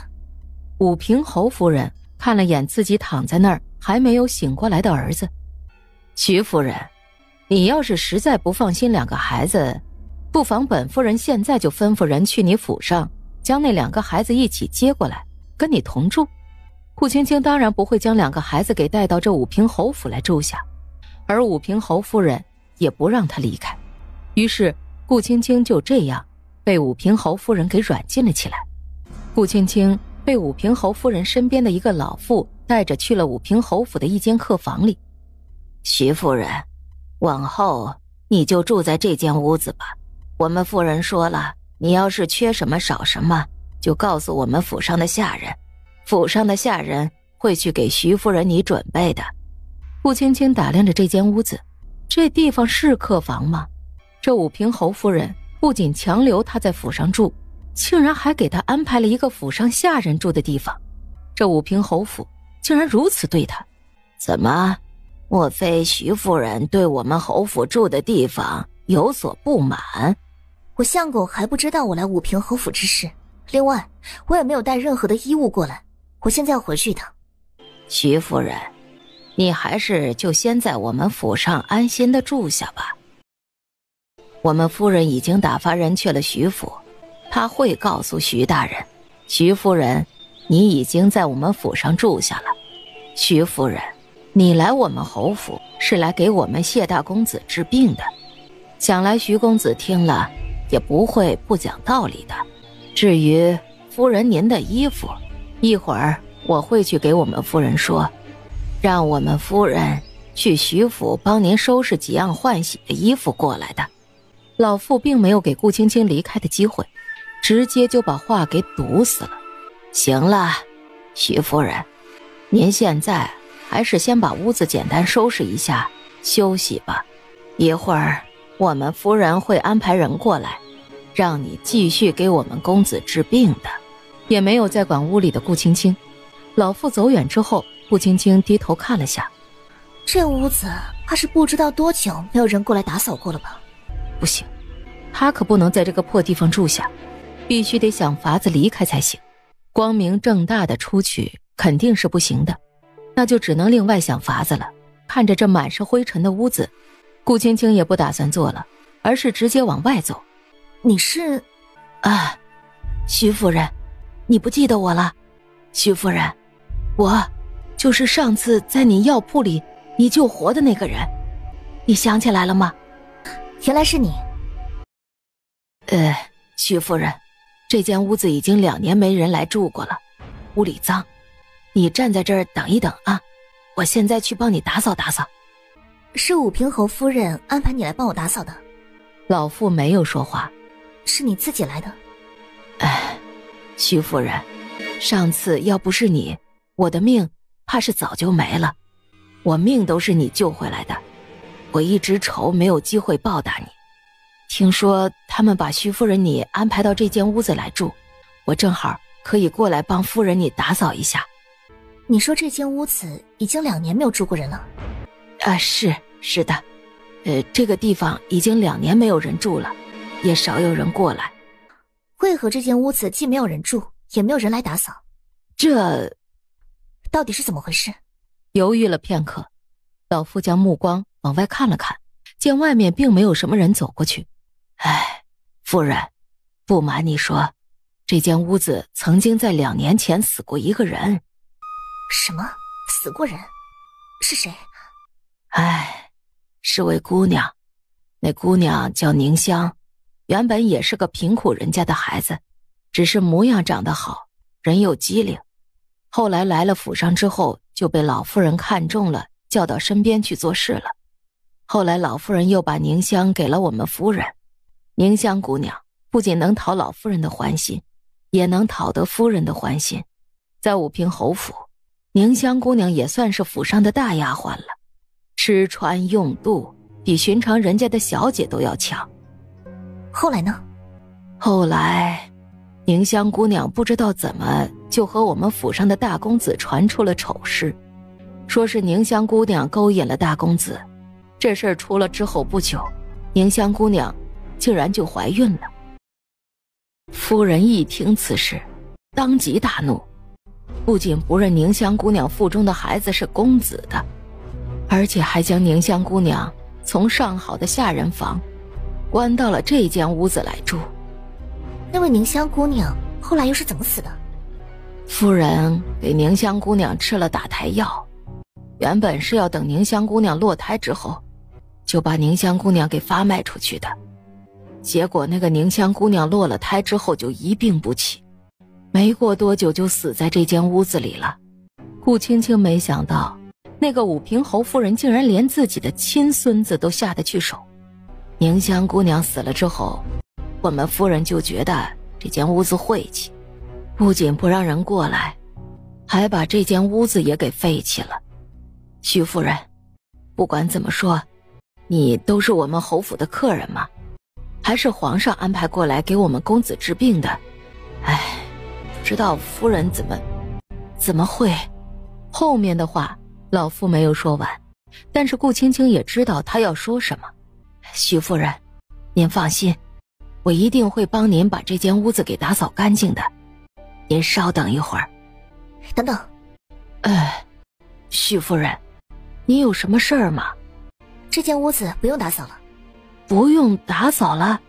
为什么？顾青青压根儿就没打算在武平侯府住下，更不要说在这间下人住的又破又烂的屋子里住下。只是顾青青还没有解释原因，突然就有丫鬟走过来道：徐夫人，徐大人来了。什么？徐行来了？徐夫人，徐大人在偏厅等你，我们夫人叫我带徐夫人过去见他。顾青青当即立刻跟着丫头往外走。这个破地方，顾青青可是一刻也不想多待。很快，顾青青就跟着丫鬟来到了偏厅。徐行负手而立，一袭官服的他看起来比平时多了几分沉稳。顾青青看着徐行，面上的笑容就露了出来。相公。小媳妇走到他跟前后，徐行则把目光看向了旁边的武平侯夫人。谢夫人，那我就带青青离开了。徐行开口，武平侯夫人没有说话，徐行也就没有再管那个武平侯夫人。青青，我们走吧。于是就这样，顾青青就和徐行一路上畅通无阻的从武平侯府离开了。外面的马车早就已经等在那儿了。嘿，公子夫人，你们出来了。上了马车之后，对了，相公，你是怎么说服那个武平侯夫人放我离开的？徐行还没说话，就发现小媳妇儿的不对劲儿。你手怎么了？顾青青的手今天在武平侯府撞了一下，一直不舒服。把手伸出来，还疼吗？顾青青摇头，又看着徐行笑了笑。你还没有告诉我是如何让那位武平侯夫人答应让我离开的。青青，往后我会安排人护送你去武平侯府，还有以后你每次去武平侯府，只要给那位谢公子看诊完就可离开。可是他应该不会那么轻易就放我走吧？今天要不是你来，他还想留我在武平侯府住下，还说除非我将谢大公子身上的毒治好，否则就不让我离开。你是不知道，那武平侯夫人今天不让我离开，竟然给我安排了武平侯府下人住的房间给我住。不仅如此，还是死过丫鬟的屋子，那屋子又破又烂，还满是蜘蛛网。听那个府上的一个下人说，那间屋子都荒废了2年，没有任何人去过，他竟然把这种屋子给我住。你说那武平侯府给你住下人的房间？奇怪，按理说他们请我去府上是让我给谢公子看病的，可为何会把我安排在那样一个又破又旧的房间里，还不让我回来？难不成他是以为我故意不给谢大公子治病，从而对我怀恨在心，就故意那样对我？青青，那谢大公子的病你可能治啊？我今天查看了一下，大概有7、8分的把握可以帮他解毒。至于那个谢大公子身上的伤，我其实也有1半的把握可以帮他治好。不过顾青青却并没有打算真帮那位谢大公子治病。青青，听我说啊，刚才你说的这话我当没听过。还有，你明天去那个武平侯府，就装作什么都不会。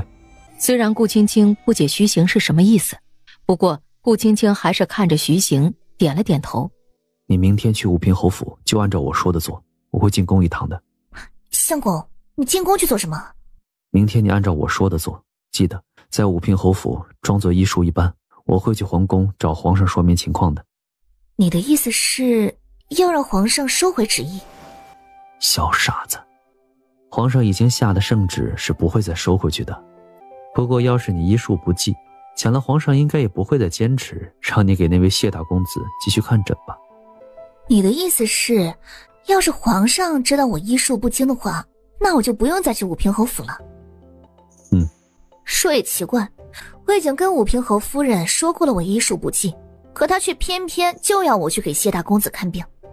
对了，相公，他今天来找我之前去皇上那儿拿了圣旨，莫非他在来之前就认定了我医术不错？夫妻2人相互望了一眼，2个人都没说话。还有，你可还记得我上次跟你说了一件事？什么事？上次在回春堂意外救活了一个被马车撞晕过去的老妇，当时不是围观了很多人吗？还有回春堂的大夫都以为那位老妇已经死了。是有这么回事？我将她救醒之后，那些人就在传我医术高明，有起死回生的本事，而那老妇不巧又正是武平侯府的下人。今日听武平侯夫人提起此事，要是没有那妇人跟武平侯夫人说过，她是绝对不会知道的。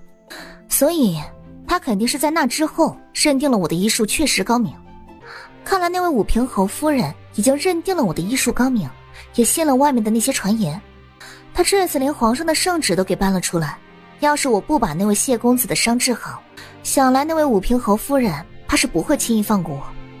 青青，你听我说，明天你只需要按照我说的做，别的你什么都不用管，只需要交给我就行。相公，你当真能让皇上答应让我不去给谢大公子治伤？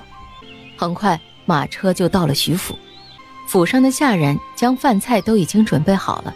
不过顾青青和徐行没有回去，沈氏也就没有吩咐摆饭，直到看见顾青青和徐行夫妻2个人从外面进来。哎，女婿，青青，你们可算是回来了。嫂子，这到底是怎么回事？那武平侯府就算是找你去给他们那个什么谢大公子看病，也不能留你在侯府，就不让你回来了呀。是啊，大姐，你又不是那武平侯府的下人，凭啥那武平侯府的人就不许你回来了？外面说话不方便，我们还是先进屋再说吧。走吧，进屋。我刚刚已经吩咐了下人，让下人把饭菜都摆上。现在我们就去小偏厅，一边吃饭一边说话啊。几个人一起到了吃饭的小偏厅，顾青青就简单的把今天的事儿给沈氏和武帝他们都说了一遍。这么说，今天那武平侯夫人还差点就不让你回来了？大姐，就算他们是虎，也不能如此不讲道理吧？逼着你去给那个谢大公子看病就算了，竟然还要将你留在侯府，不让你回来。唉，那今天要不是女婿过去，岂不是你就不能回来了？娘，你放心，有我在，我是不会让青青受委屈的。白天一天没有见到两个小家伙了，晚上两个小家伙看见顾青青，都高兴得跟什么似的。奶娘说，两个小家伙都已经喂饱奶了。顾青青低着头看着两个粉雕玉琢的小团子。徐行从外面进来，相公，你刚去哪儿了？徐行还没回答，顾青青就突然发现徐行的身后还站了两个人。不知这二位是？夫人，奴婢叫莫离。奴才叶无痕。青青，明天你去武平侯府，他们二人会陪着你一起去，有他们在，他们会保护你的。顾青青点点头，徐行一个眼神，那二人又同时从屋里退了下去。昨天徐行带来两个人，说是今天会和他一起去武平侯府。早上顾青青刚吃过早饭，果然昨天晚上顾青青见过的那两个人就过来了。马车也已经等在外面，顾青青坐上了马车，莫离陪着顾青青一起坐在马车里，和莫离一起被徐行带过来的男人则是和赶车的小顺子一道坐在外面。马车行驶得很快，没多久就在武平侯府停了下来。昨天顾青青到武平侯府，还看见那位谢大公子的床边还有宫里的御医在给他看诊。顾青青今天到的时候，意外地发现那位谢大公子屋里的御医全都没有了，心下正觉得奇怪。顾青青正要问，一个小丫鬟从外面走进来。徐夫人，我们郡主有请。郡主？你说你们府上的郡主要见我？徐夫人，我们郡主就在后花园里，我现在带你过去找她。虽然顾青青不知道那位武平侯府的郡主为何要见她，但是莫名的顾青青总觉得这事儿有蹊跷。我今日是来给谢大公子看诊的，劳烦你去跟府上郡主说一声，就说我还是先给谢大公子看病要紧。要是耽搁了谢大公子的病情，你们夫人要是怪罪下来，你吃罪得起吗？小丫鬟一听顾青青这话，立刻吓得一愣，随即也没敢再说带顾青青去见他们郡主的话，而是匆匆忙忙就走了。顾青青没有管那位离开的丫鬟，想到徐行昨天晚上对她说的话，让她装作医术不精的样子，顾青青也没有再去给那位谢大公子把脉。见这屋里除了几个小丫鬟就再没有别的人，于是顾青青便叫来了一个丫鬟打听询问。不知这儿的其他御医呢？奴婢也不知道。顾青青见跟前的这个小丫鬟畏畏缩缩的，一脸胆小的模样，知道跟前的这个小丫鬟也问不出什么来。当下顾青青又另外去找了一个丫鬟来打听。我们都是府上的奴婢，夫人的行踪怎是我们这些做奴婢的能打听的？好吧，看来她应该是从这些小丫鬟的口中问不出什么来，没有再问武平侯夫人。顾青青又另外打听了昨天那些御医的事儿，结果没想到这屋里的小丫鬟们全都是一问三不知。算了，顾青青这下也懒得问了。顾青青索性去找了一个凳子坐了下来，等着那些御医过来。顾青青刚用茶杯倒了一杯热茶，还没喝，那位刚刚离开的丫鬟又返回来了。徐夫人，我们郡主说了，让徐夫人您现在去见她，等徐夫人您见完了我们郡主，再过来给我们大公子看诊也不迟。可是，徐夫人，我们郡主现在可就在府中的园子里等您过去呢。顾青青见推脱不过，也没有再说什么。行，那就带我去见你们郡主吧。顾青青答应了要去见那位武平侯府的郡主，刚要跟着那位丫鬟出去，没想到那位丫鬟竟然突然停下来看着他。徐夫人，我们郡主可是交代了只见您一个人。小丫鬟说话间，目光落到了顾青青身后的2个人身上。你们2个人就在这屋里等着吧，我们郡主见完了徐夫人后，会把徐夫人给你们送回来的。丫鬟说完，就要带着顾青青去见他们的郡主。等等，怎么，徐夫人，莫非您还有什么话要说？他们2人都是我带来的，自然是要跟着我一起去。放肆！我们郡主金尊玉贵，她要见的只是徐夫人你一个，怎么能把2个下人都带去见我们郡主？再说了，我们郡主在府上可是从来不见外男的。行了，徐夫人，你和我走吧，至于旁人就在这等着。这次顾青青还没开口，莫离手中的剑就突然横在小丫鬟的脖子上。你要干嘛？带路。小丫鬟被吓得不轻，还愣着做什么？前面带路吧。小丫鬟这下还哪敢多说话呀，吓得哆哆嗦嗦就在前面带路。徐夫人，您可以将这位丫鬟带着和我一起去园子里见郡主，只是旁边那位可是陌生的男子，我们郡主身份尊贵，那个园子也是我们郡主的园子，外面的男子是不得过去的。顾青青看了旁边的叶无痕一眼，想到反正已经带上莫离了，至于叶无痕嘛，那就让他在这儿等着也无妨。小丫鬟在前面带路，顾青青带着莫离走在后面。一开始顾青青还没有觉得有什么异样，但很快顾青青就觉到了一丝的不对劲儿。那个小丫鬟不知道把她带去了什么地方，那地方到处都是假山，而那个小丫鬟却故意带着顾青青在假山里穿梭。突然前面带路的小丫鬟没了踪影，莫离也一下不见了。顾青青回头，四周全是假山。下意识的顾青青叫了声莫离，没人应答。一扭头，顾青青竟然发现不知道从哪儿冒出一个男人来。小美人，我来了！顾青青下意识往旁边躲。嘿，别跑啊，小美人！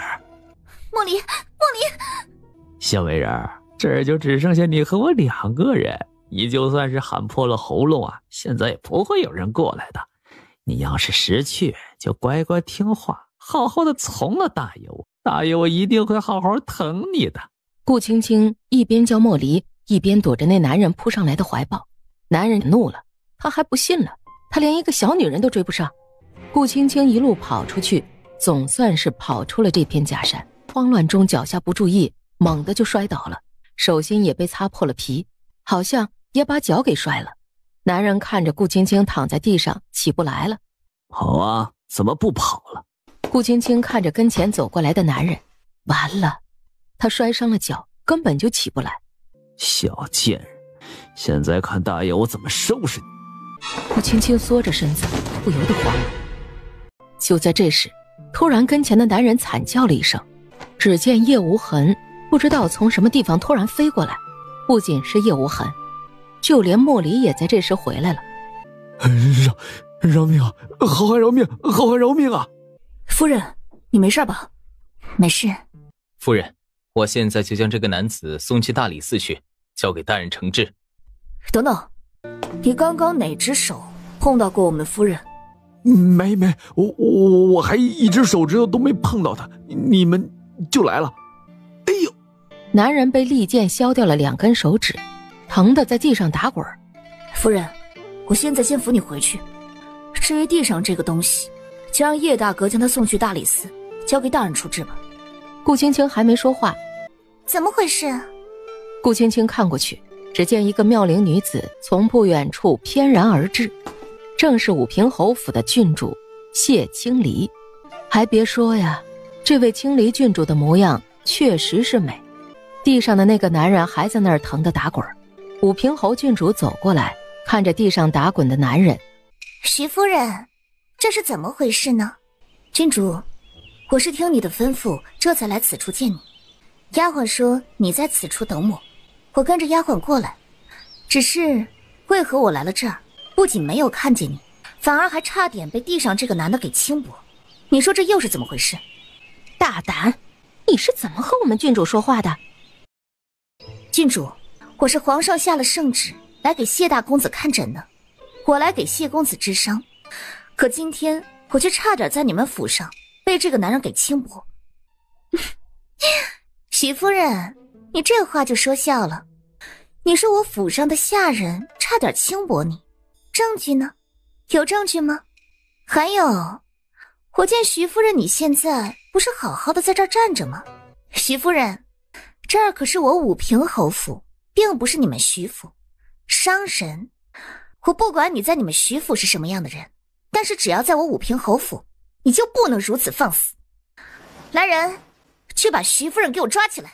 一声令下，谢清离身后的下人立刻就冲了几个上来，要把顾青青给抓起来。我看谁敢！放肆！郡主，今天的事，我们大人自有公道。你这话是什么意思？今天这事儿，我会把地上此人带去大理寺，让我们大人查清真相。待查清真相后，我们大人自有公断。这事儿还有什么需要查的？我看就是你们徐府在我侯府放肆伤人。来人，去把徐夫人给我抓起来。莫离和叶无痕交换了一个眼神，顾青青还没反应过来，整个人就飞了起来，从武平侯府的高墙飞了出去。等到顾青青反应过来的时候，我们出来了。夫人，这武平侯府现在怕是不能再待了，我现在就送你回府去。叶无痕呢？夫人，叶大哥一会儿会自己跟出来找我们，我先去赶车，你在这儿等我。顾青青点点头。顾青青站在原地回想着刚刚的情况，真是凶险至极。要不是徐行昨天提前安排了莫离和叶无痕两个人跟着他一起来了武平侯府，怕是他刚刚真的就被那个男人给玷污了。很快离开的莫离就赶着马车返了回来。夫人，坐上了马车之后，莫离，这到底是怎么回事？今天为何你随我一起到了那个石山的地方后，你就突然不见了？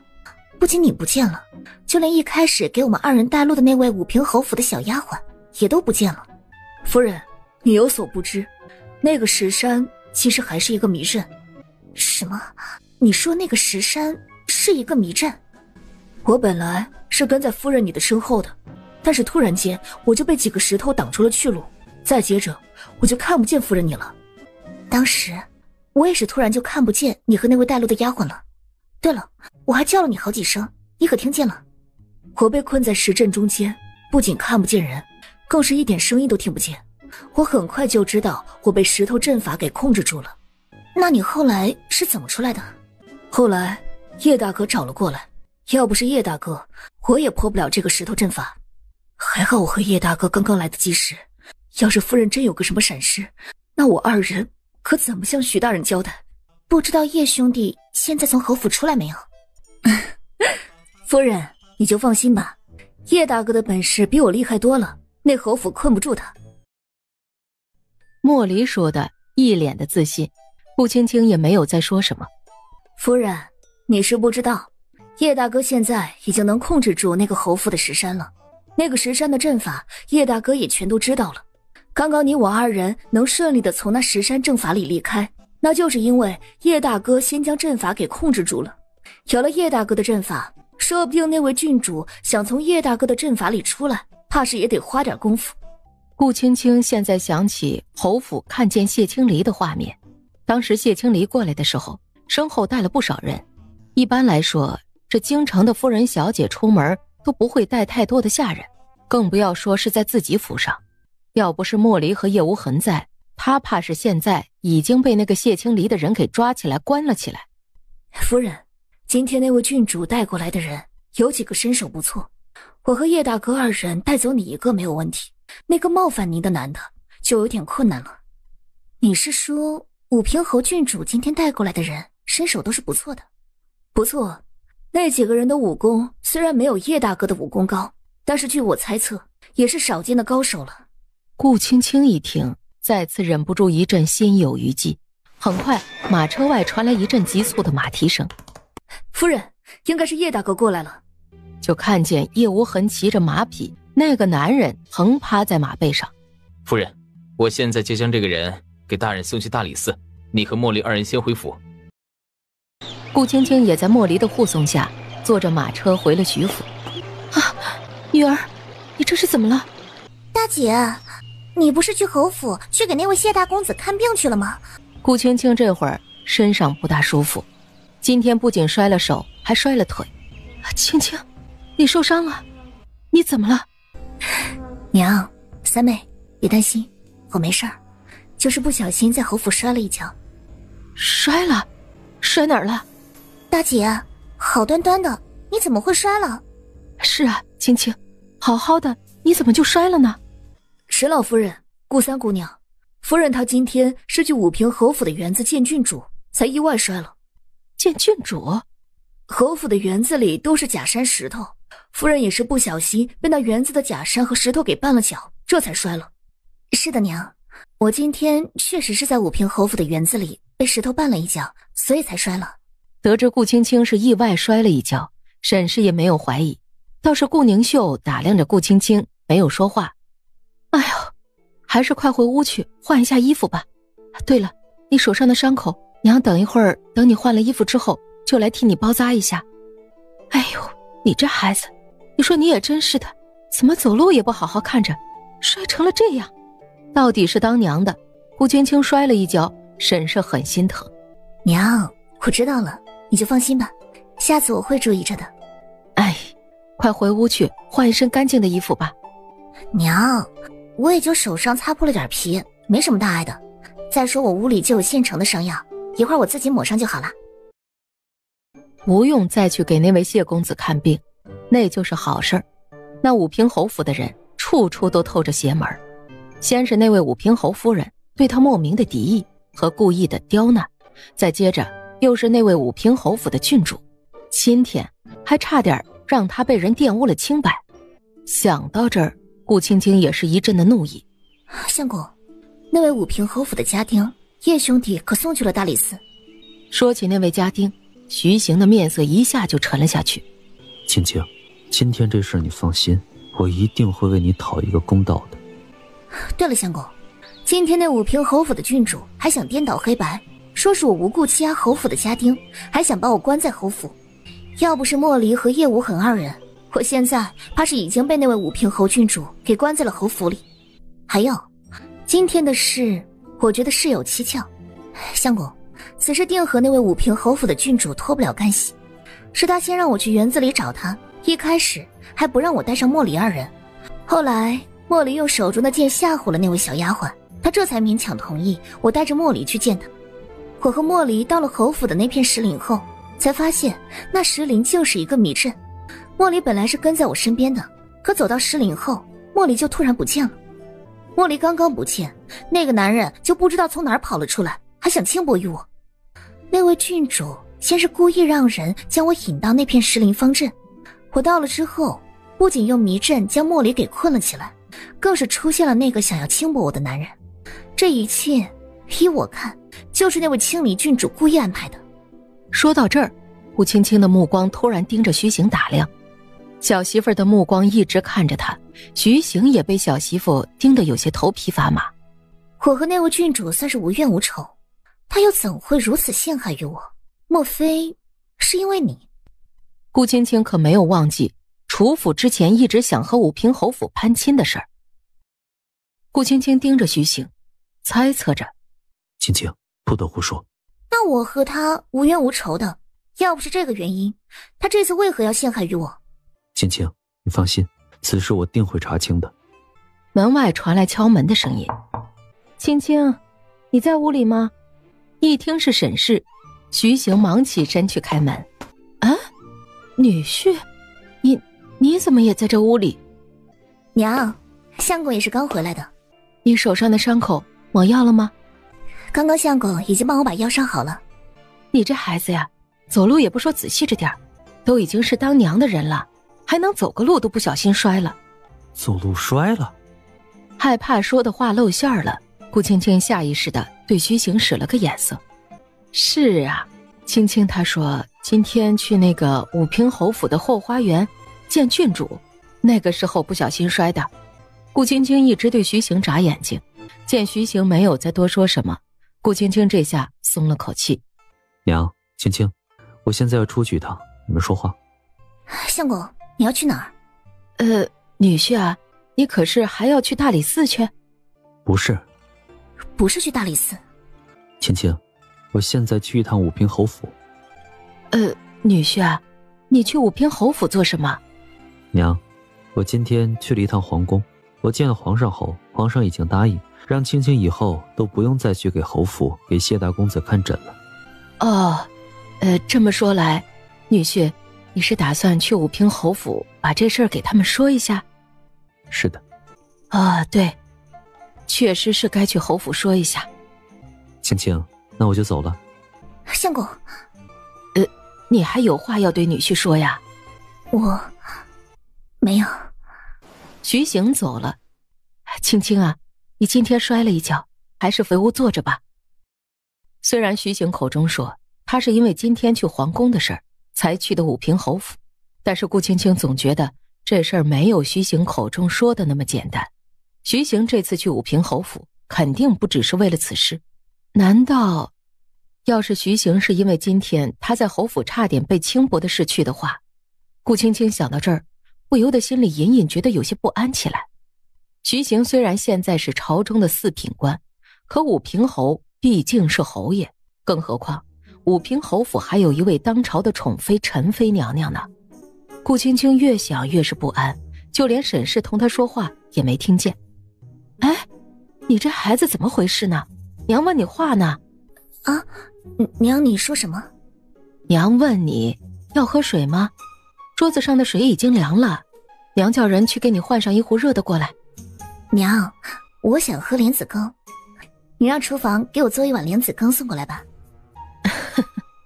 正巧了，你两个妹妹昨个也说想吃那东西，既然你也想吃，娘啊，现在就吩咐人去做。娘，七七最近的书读得如何了？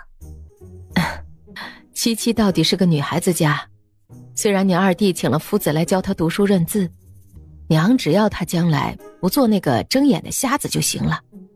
沈氏从屋里走出去之后，顾青青想着上次看见楚七七那个丫头写的2篇字，还别说，楚七七那个小丫头倒是有几分读书的天赋。叫了丫鬟来，顾青青让丫鬟将2个小家伙都给抱了过来，奶娘将他们都放在屋里的床上。大姐！顾青青回过头，就见小丫头飞快地从外面跑了进来。除了楚七七那个丫头，就连顾宁秀也从外面进来了。大姐！楚七七跑到顾青青跟前。今天的书可读完了？今天上午的学已经上完了，娘说小厨房炖了莲子羹，我和三姐就一起过来了。楚七七那个小丫头说话间，外面沈氏带了个小丫鬟从外面走进来。莲子羹已经做好了，来吃吧。顾青青见桌子上只放了3碗莲子羹。娘，你不吃吗？你们姐妹3个人吃就行了，娘都上年纪了，如今老了，倒是不爱吃这些甜腻的东西了。姐妹3个人吃着莲子羹。哦，对了，秀儿啊，娘有一件事情忘记跟你说了。娘，什么事啊？你可还记得上次来我们府上送过菜的那位张婶儿？她怎么了？今天啊，张婶儿来送菜的时候，特意过来找了娘了。张婶儿说，她娘家有个大侄子，不仅模样长得周正，还是个读书人呢。现在已经考中了秀才，家里虽然不是过得太富有，却也是吃穿不愁的。娘听着还算是不错，秀儿，你觉得呢？娘，这么说来，你是要给三妹介绍夫婿了？娘，女儿不想嫁人，我就想陪着你和二哥。哎呦，哪有姑娘大了不嫁人的？你看你大姐，如今你大姐的孩子都已经生了2个了，你要是再不嫁人，将来可就嫁不出去了。顾宁秀到底是姑娘家，一说到找婆家的事儿，小脸就更红了。娘，看来你对那位张婶的侄子是满意的了。娘是觉得那孩子还算不错，难能可贵的是，那个孩子也是个读书人。秀儿嫁过去，要是那孩子来年能考中个一官半职的，那秀儿可不就和你一样，也是一位官夫人啦。娘，你都说到哪儿去了？这8字还没一撇呢。秀啊，娘看那个张婶的侄子还算不错，这样吧，娘会安排张婶改天把她侄子带过来，到时候啊，你就躲得远远的，瞧上那么一眼。要是你满意的话，娘就帮你把这门亲事给定下来，你看怎么样？顾宁秀不说话。娘，那这事儿就这样定了。你先去把那位张公子请到我们府上，让三妹老远瞧上一眼，看看三妹能不能瞧得上眼。三妹，你觉得怎么样？大姐，你怎么也跟着娘一起取笑我？三妹，我可不是和娘一起取笑你，说不定你看上一眼就看中了那位张公子了呢。娘，你说是吧？秀儿，你大姐说的有道理，改天你就看上一眼，万一看中了呢？娘，你和大姐一起合起伙来欺负我，我不理你们了。顾青青和沈氏二人都知道顾宁秀是害羞了，两个人都笑着没说话。顾宁秀红着脸从屋里跑出去。青青啊，不瞒你说，娘确实是对那位张公子很满意。张公子家世清白，又是个读书人，听说那位张公子也和女婿一样，第一次去参加乡试就考中了秀才呢，看得出来将来也是个有出息的，肯定能和女婿一样，不久的将来就能考中个一官半职的。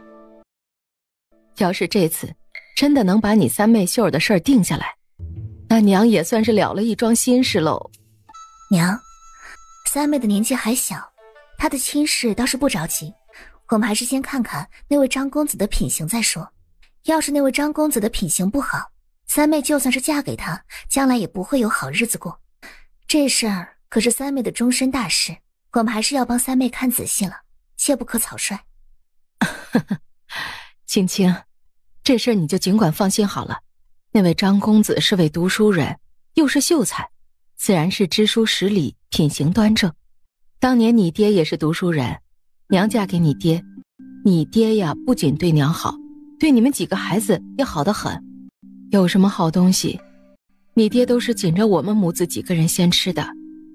只是说起顾青青他爹，沈氏就忍不住叹了口气。张公子是读书人，既然饱读圣贤之书，人品肯定也是端正的。娘相信他要是和秀儿成了亲，肯定会对秀儿好的。娘，这位张公子的人品，依我看还是要等亲了之后才能知道。娘，大姐，你们是要给七七找三姐夫了吗？对啊，娘和你大姐正在商量给你找一个三姐夫回来呢。七七，你想再多一个姐夫吗？那三姐夫也会和大姐夫一样什么都会吗？你三姐夫也和大姐夫一样，都是读书人。你大姐夫会的，你三姐夫肯定也会。沈氏对那位还没有见过面的张公子很是满意，对于他娘的满意，顾青青却在心里隐隐觉得有些担忧。不过这事儿还是要等见过那位张公子以后，才能知道他的人品如何。顾青青哄小家伙睡，迷迷糊糊的也睡了过去。不知道过了多久，听见开门的声音，顾青青缓缓醒过来。刚刚进来的徐行也已经走到床前。相公，你回来了。你今天去武平侯府，可是为了我的事？一边说，顾青青也一边往外面走。夫妻二人去了外面，顾青青又立刻叫了奶娘去屋里看着小家伙，同徐行一道去了外面的园子里坐着说话。青青，我今天去武平侯府，已经把皇上的话带到了，往后你也不必再去武平侯府给那位谢大公子治伤了。相公，你今天去侯府，是不是不只是因为这件事？你特意去了一趟武平侯府，可是也是为了我今天在那儿发生的事情。我今天去侯府，除了是传到皇上的圣旨之外，还顺便去侯府抓了几个人。抓人？你去侯府抓了谁？你在侯府差点出了意外，我自然要去武平侯府那找几个人证。我把那武平侯郡主身边的丫鬟带走了几个，还有武平侯府上的2个家丁，一共10来个人，现在全部都关押去了大理寺。可是那武平侯府的郡主会让你带走她身边的人吗？你在武平侯府出了意外，大理寺去武平侯府找证据，此事可由不得武平侯府不答应。顾青青不知道徐行去武平侯府带走的那几个人，是因为带了一队人马去武平侯府，直接将侯府围了起来。当时徐行将几个人带走的时候，武平侯府的人全都脸黑的要多难看就有多难看。反了他了，简直是反了他了。那个姓徐的不过是一个四品官，竟然还敢在我们侯府放肆，还以为他在大理寺做事就可以连我们侯府都不放在眼里了吗？哼，改天娘就去宫里告诉你大姐此事，我还就不信了，我们侯府还收拾不了他一个四品小官了。娘，消消气，这点小事儿哪值当你老人家生气的？要是气坏了身子，那就不值当了，你说是吧？依照女儿看，女儿倒是觉得那位徐大人还不错。什么？你觉得那个姓徐的还不错？娘，你看啊，今天的事情说到底也是我们侯府的下人有错在前。虽然听说那位徐夫人是从乡下来的，没名没分的，楚家人也不认可，可那个女人到底也是徐大人的女人。那个女人在我们侯府差点失了清白，徐大人要查清此事也是无可厚非的，你说是吧？哼，你这孩子今天到底是怎么回事？竟然还处处替那个姓徐的说话。女儿还听说徐大人如今在朝中颇受皇上的看重，大姐现在在宫中的处境，娘你又不是不知道。那位徐公子，我见说话做事的谋略都不在爹爹之下，要不然他也不会才刚中3甲就得到皇上如此重用。既然那位姓徐的是个人才，倒是不如让爹爹将那个姓徐的收归我们谢家所用。如此一来，我们谢家可不就又多了一个可用之人吗？听到这儿，这下武平侯夫人也没有再说话了。娘，大姐如今在宫里，虽然皇上宠她，可那个皇上对当今的皇后娘娘也不薄啊。大姐前儿不是才让人托信回来说，皇上已经有小半个月没去她那儿了，都在皇后宫里。雷儿，那你说此事我们该如何做？依我看，只要能帮到大姐就是好的。既然那个姓徐的有本事，那就将他收来为我谢家所用。武平侯夫人没有说话，只是若有所思。徐行这边，青青，对了，明天可能你要和我去一趟大理寺才行。顾青青点点头，这个案子顾青青作为当事人之一，那肯定是要去一趟的。相公，那我明天吃了早饭之后就和你一道过去。明天到了大理寺后，你就跟在我的身边，别乱走，我会带你去问一些东西，你如实说即可。顾青青再次点了点头。青青，今天的事让你受委屈了。相公，这件事情不能怪你。再说，要不是你昨天安排了莫离和叶无痕二人在我身边跟着，今天我怕是就……青青，你放心，以后这样的事情我不会再让它发生一次。顾青青想起了莫离和叶无痕2个人。相公，不知这二人你是从哪儿找来的？我以前怎么不曾见过？青青，莫离和叶无痕二人都是徐叔手下的人。徐叔的人？这二人原本是我外祖父手下的人，他们二人跟我外祖父那会儿就同你我二人现在这般年纪。后来我外祖父意外没了之后，这二人就跟了徐叔，一直在徐叔的手下做事。原来这二人竟然还曾经是徐行的外祖父身边的人。没想到你外祖父身边竟然有如此高手。青青，这二人徐叔都已经将他们给了我，以后这二人就给你吧，有他们二人在你身边我也放心。你昨天是怎么突然想到将莫离和叶无痕二人来安排给我一道去侯府的？难道你一早就预料到我在侯府会出意外？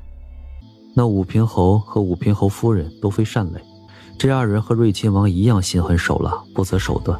我让莫离和叶无痕二人跟着你，也是以防万一。你身上有伤，明天就不要再去忙药铺的事了，就在家里好好养几天。想吃什么就让魏婶做给你吃。你不是一向爱吃魏婶做的东西吗？相公，这点伤不碍事。